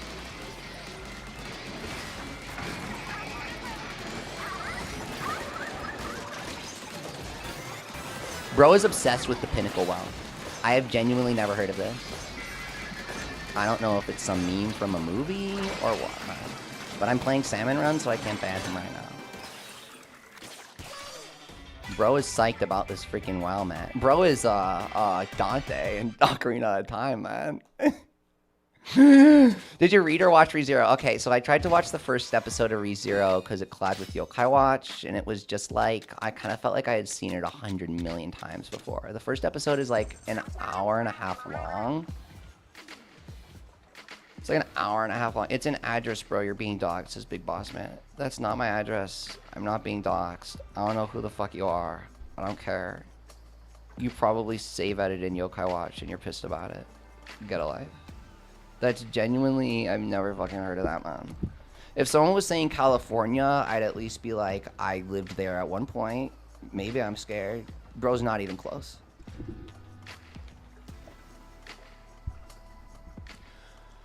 One hour long, not an hour and a half, says T1000. Oh, that was a quick correction.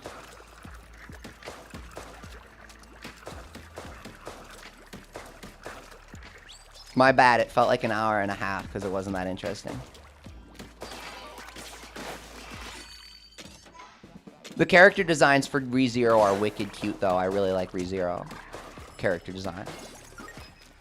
I'm not, like, opposed to watching more. I was just busy at the time. It was a few months ago, you know.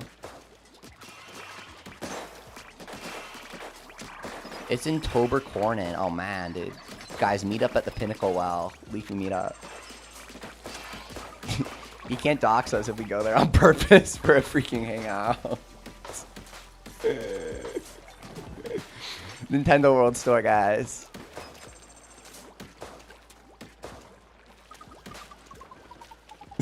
Dragon Quest IX map swapping meetup at the Nintendo World Store, guys.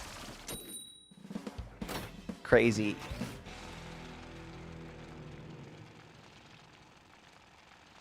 I still have my Party Slime t-shirt and my blue slime t-shirt from when I begged my parents to take me to Best Buy for the Dragon Quest meetup.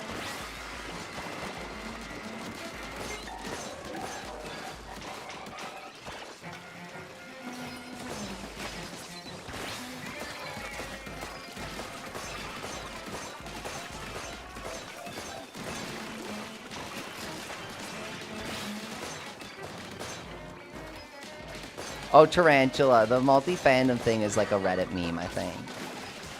Like, it's a subreddit where people, like they make posts about how impressive it is to have, like, multiple fandoms. And I don't think anyone can really tell if it's sincere or ironic. I think it's the kind of thing that, like, maybe some people are joking and other people think it's earnest.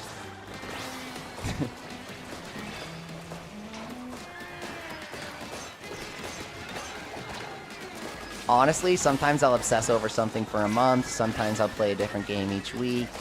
It really just depends on, like, my mood or whatever, you know what I mean? I'm not too hard and fast about things.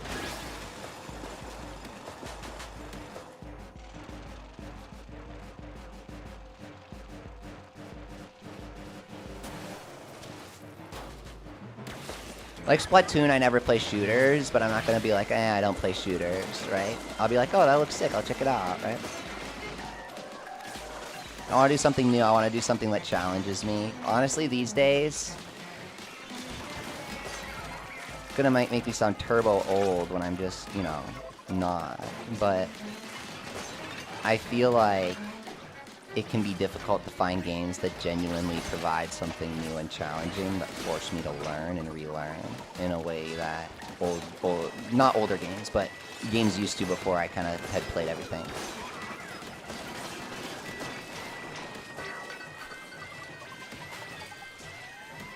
I love when I feel totally out of my element and I have like no clue what I'm looking at or playing and I really gotta figure everything out. I love that. If I pick up a platformer and I'm like, oh, it's a platformer, it's really solid, I already know how to jump around, I really feel like I have my bearings, this is really good, you did a great job. Like, that's one thing. And I do love that. But like, Donkey Kong Bonanza is not the hardest game ever, but it makes you think differently compared to Mario Odyssey. And that's interesting. You can also make your own challenges in that game. It's sort of a toy type game. Astrobot's a lot more linear as a platformer. There's still things to discover. You don't get that many choices in how you approach things. Your player expression in terms of movement is pretty limited. You can just kind of jump, hop, float.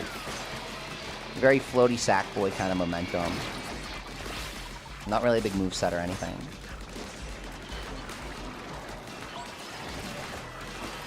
I love Astrobot, 10 out of 10 game. But was it specifically made for me? Maybe it was 9 out of 10 made for me with how creative and wonderful it is. But if I made it, that game would have been absolutely devilish.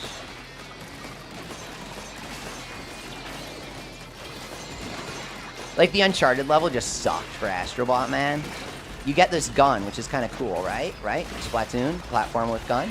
But they only really have you shoot it a couple times, and anytime you shoot it, it's basically like a scripted cutscene where there's just something in the distance that you shoot, you know what I mean? You played Splatoon as an 8-year-old in 2015 and decided it was going to be one of the only video games you like forever. That's kind of epic. I respect that.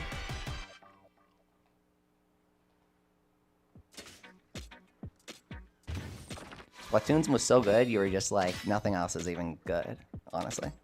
I'm just done.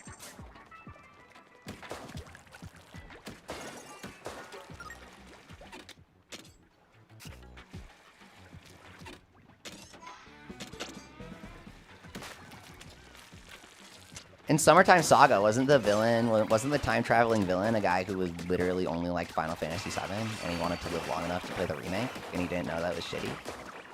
Like, wasn't that the villain?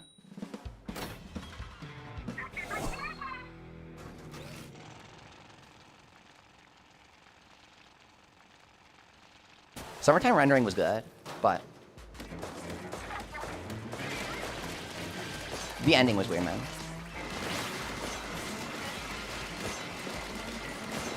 All of a sudden, Summertime rendering was like,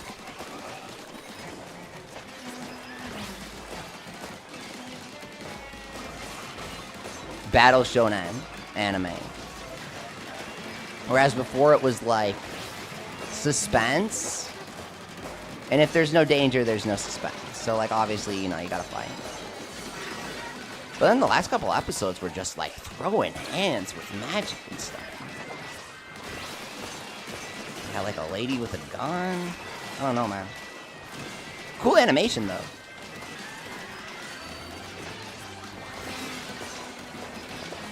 If the art's good, if the animation's really good, I'll watch it. It doesn't really matter how trash the writing is. If the animation and the art is like really, really nice, I'll watch it. Summertime rendering, I wouldn't say the writing was trash. I actually wouldn't. I would just say it was pretty goofy. Where did you learn Japanese and how? Genki textbooks and Anki flashcards a decade ago, steadily on my computer.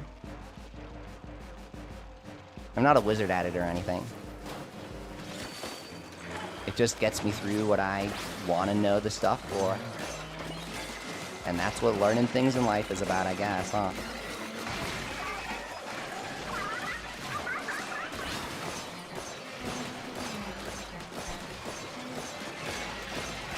Like, I have a Japanese Splatoon 2 art, coloring book. I have the Ikasu art books in Japanese. I can't read all of them. I have a Splatoon 2 coloring book. They have little blurbs about the characters in it. I can read all of that comfortably and understand all of it. I cannot understand all of the Ikasu art books. Does that make sense?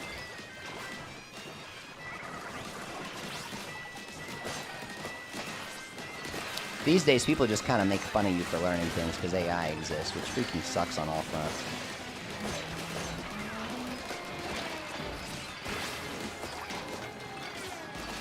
How many hours do you have on Raiders? Like 60. I leave the game open sometimes when making videos, so the account's not accurate. It's something like 60.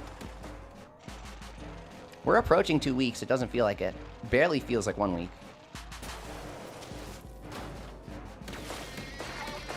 Here we go.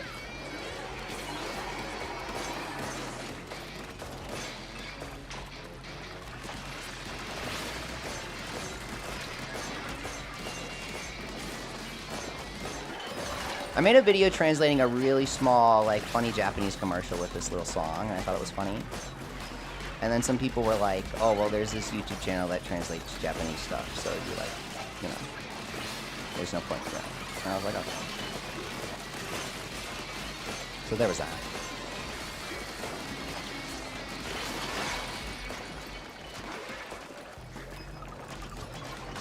Here we are.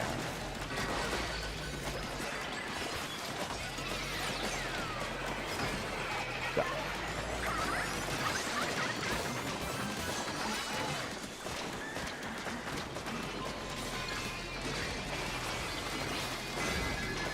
Here we go. Awesome.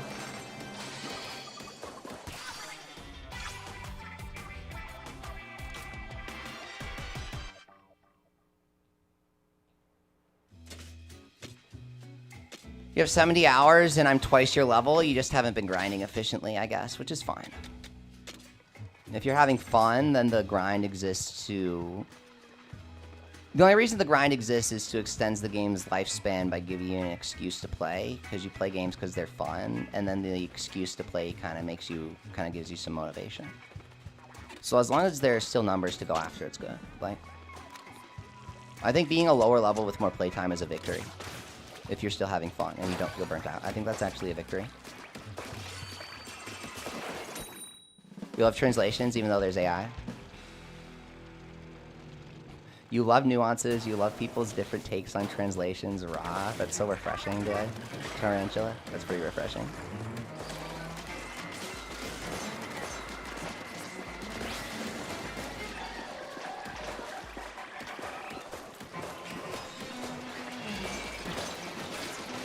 There we go. Whoa, whoa, whoa. I kind of wish that, like, side order modding was a thing, and, like, making custom rooms and stuff.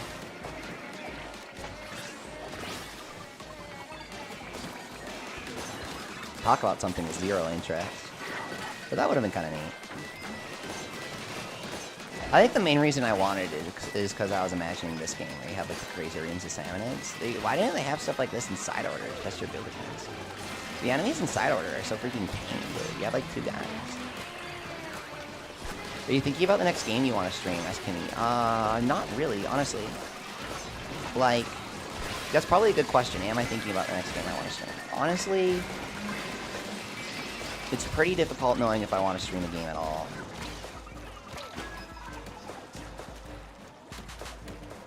I think YouTube tends to only like tell people I'm streaming if I've already published videos about the game, is what I tend to find, which obviously makes sense.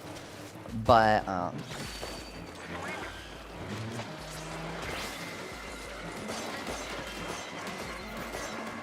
that means it's difficult to know if I want to stream a game before I make a good video about it.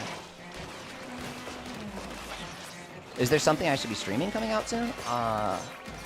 What comes out this August? I mean, the new Fire Emblem looks good. That's kind of the thing I wouldn't want to stream, because people would just kind of troll over it.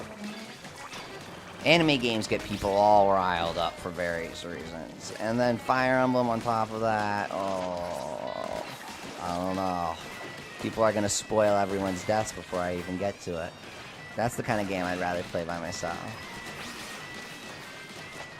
Though I might make videos for Fire Emblem. I don't know.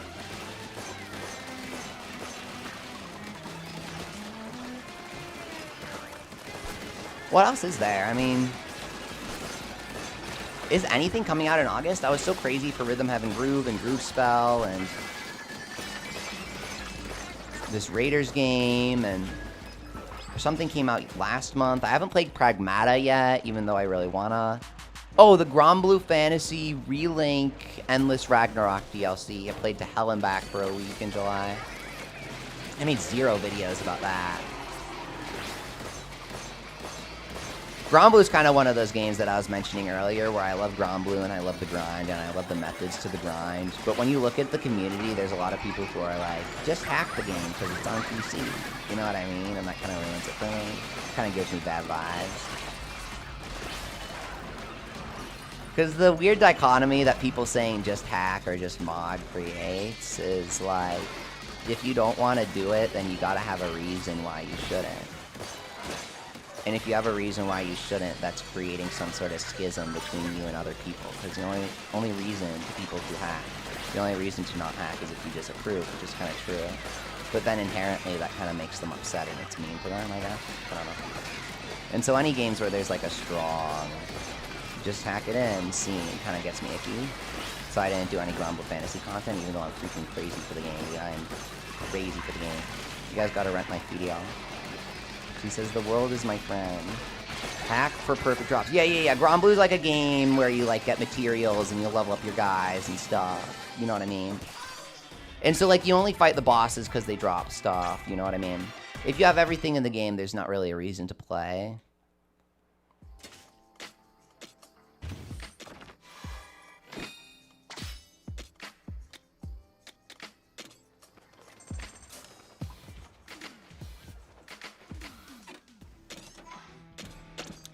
Yeah, the thing is, I don't really pressure people in any direction. I just personally try to create a space dedicated to people who don't like to hack and want to have a space for people who don't want to, like, play or encounter people who are hacking, right? I think that's totally fine, right? Just kind of wanting to have that sort of space gets a couple of reactions. One, really offended reactions from hackers. Really offended. And then a lot of times, like, probably the most common comment that I get is, I don't really care and people should be allowed to do whatever they want. That's actually probably the most common response that I get when even bringing up this sort of situation. I'm not saying it's an unreasonable take to have, I'm just saying that it's not exactly enlightening or, like, hyper-intelligent.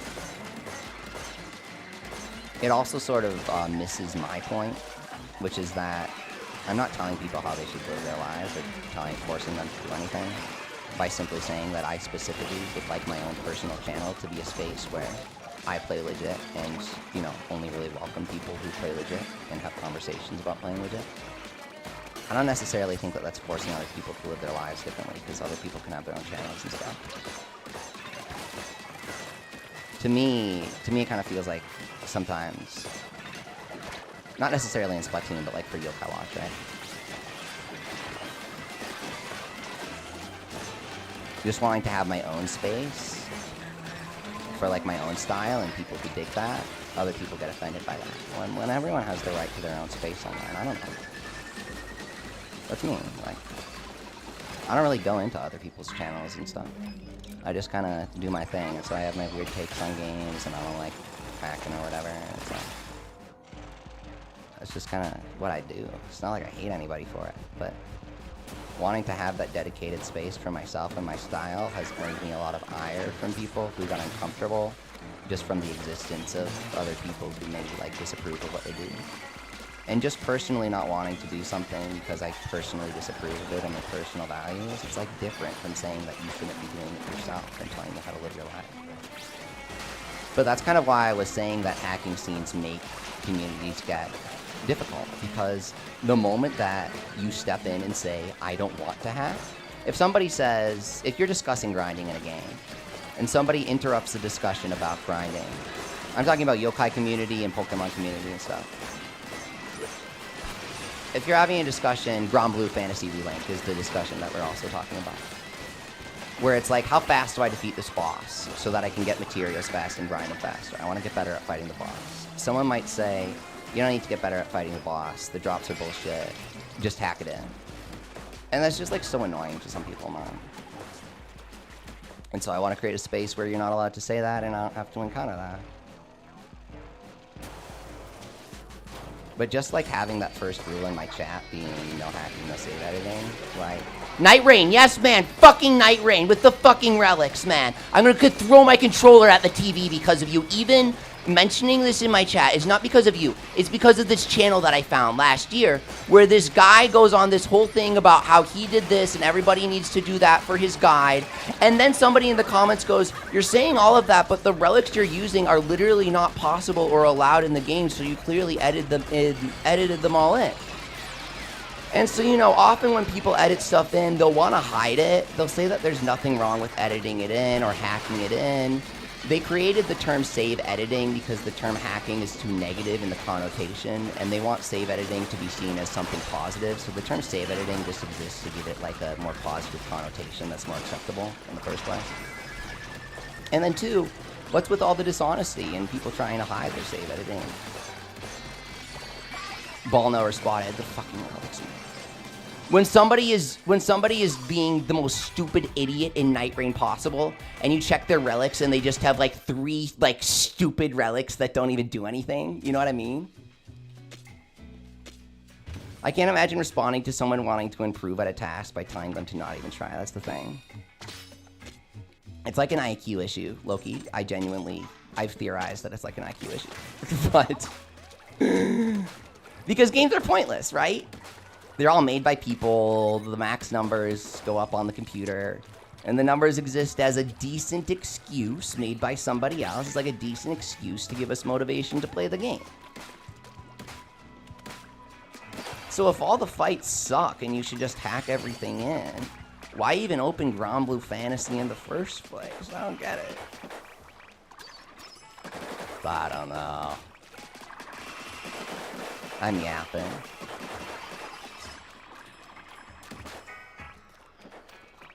They get upset because it goes against their mindset. It makes them rethink it, potentially. That's the thing, Croissant, yeah.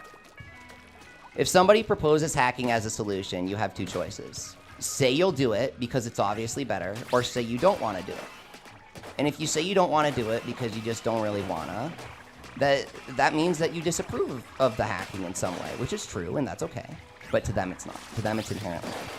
So that's why people simply bringing up hacking as a solution creates an uncomfortable situation to me. Because you kind of have to go out of your way to say, well, I don't think that's a good thing to do. And then they go, oh, what, are you telling me how to live my life? You saying you don't want to hack, that's the same thing as telling me that I'm not allowed to. You saying that you want a space for other people who don't hack is the same as me saying that I'm not allowed to. No, it's really not, man. The world's a big place. I was doing a stream for the end of the Nintendo 3DS servers to celebrate the end of the 3DS servers. And I was saying, let's all go back one time as the yokai community to the 3DS servers and play together. I kid you not. I had people in my chat saying, this guy sent us to your channel to say, don't play online versus today because we hacked the game and we're gonna kick your ass. Do you understand how eye-rolling that was to me? For them to make it all about them like that. There's a co-op mode and there's a versus mode in Yokai Watch. And so they were like, don't play versus because we hacked the game to spite you and we're gonna make it miserable for you. And I was like, Yokai Watch is obviously a kiddie game. Like, it's obviously a game for little kids, but holy shit, man. Yokai community is like on a whole nother tier of weird babies, dude. I got the least jobless chat message to leave, says Jepic. The thing is, calling these kids jobless isn't even an own because they're not old enough to have a job anyways. So what I actually said to them was, I said, it seems like your parents aren't very kind to you. And so then the guy who sent them, he quoted me saying that I hate children. What? Yeah, I think if you spend your time trolling somebody online over a kid's game, then, like, your parents probably aren't the nicest to you. And I think that's sad. That doesn't mean I hate kids. It means I think it's sad that I'm being bullied by kids online. No, I'm exaggerating. You know what I mean, right?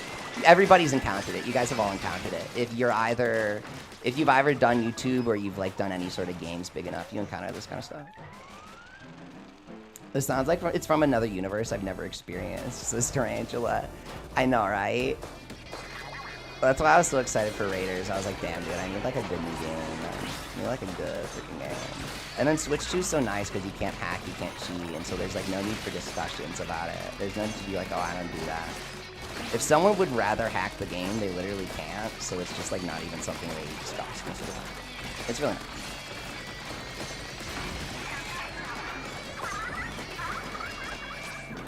Sorry, I'm just kind of autopiloting while I, See, you can dodge the taunts by going down, but they have a large vertical hit power.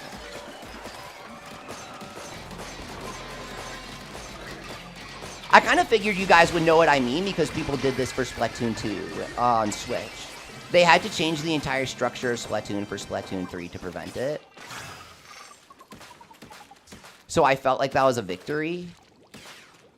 But there were a lot of people who would do it on Wii U and Switch 2 for Splatoon to get the perfect gear and stuff. Or like if they had a clothes that couldn't get a certain skill, they would hack the skill onto the clothes and they would say, well, it's just visuals, it doesn't matter. And it's like, yeah, well, it's still kind of fucking lame, man. Or like people playing as the Octolinks, right? In ranked mode and stuff.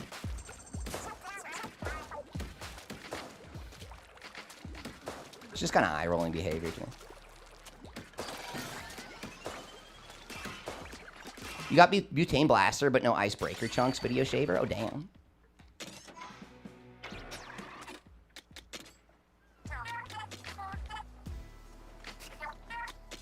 Develop parts. What are we looking at here? Are we looking at gems? Are we looking at... What are we looking at? Switch 2 is going to get an exploit one day? Yep. I have a day one Switch, so I'm ready. I don't know if there's anything... there's the higher jump. I like the higher jump. Alright, my brain's getting dead. It's like 3 a.m. for me, man. Okay. That was super fun grinding with you guys. I really appreciate you tuning in. I know I accidentally crashed the stream earlier, so I appreciate you guys coming back in. Yeah. Sorry if I was kind of getting boring there, talking about weird stuff at the end. I was just, like, coming up with stuff to talk about because I was grinding. Are you going to stream tomorrow? Yeah, absolutely, man. Absolutely. Thank you guys so much for coming.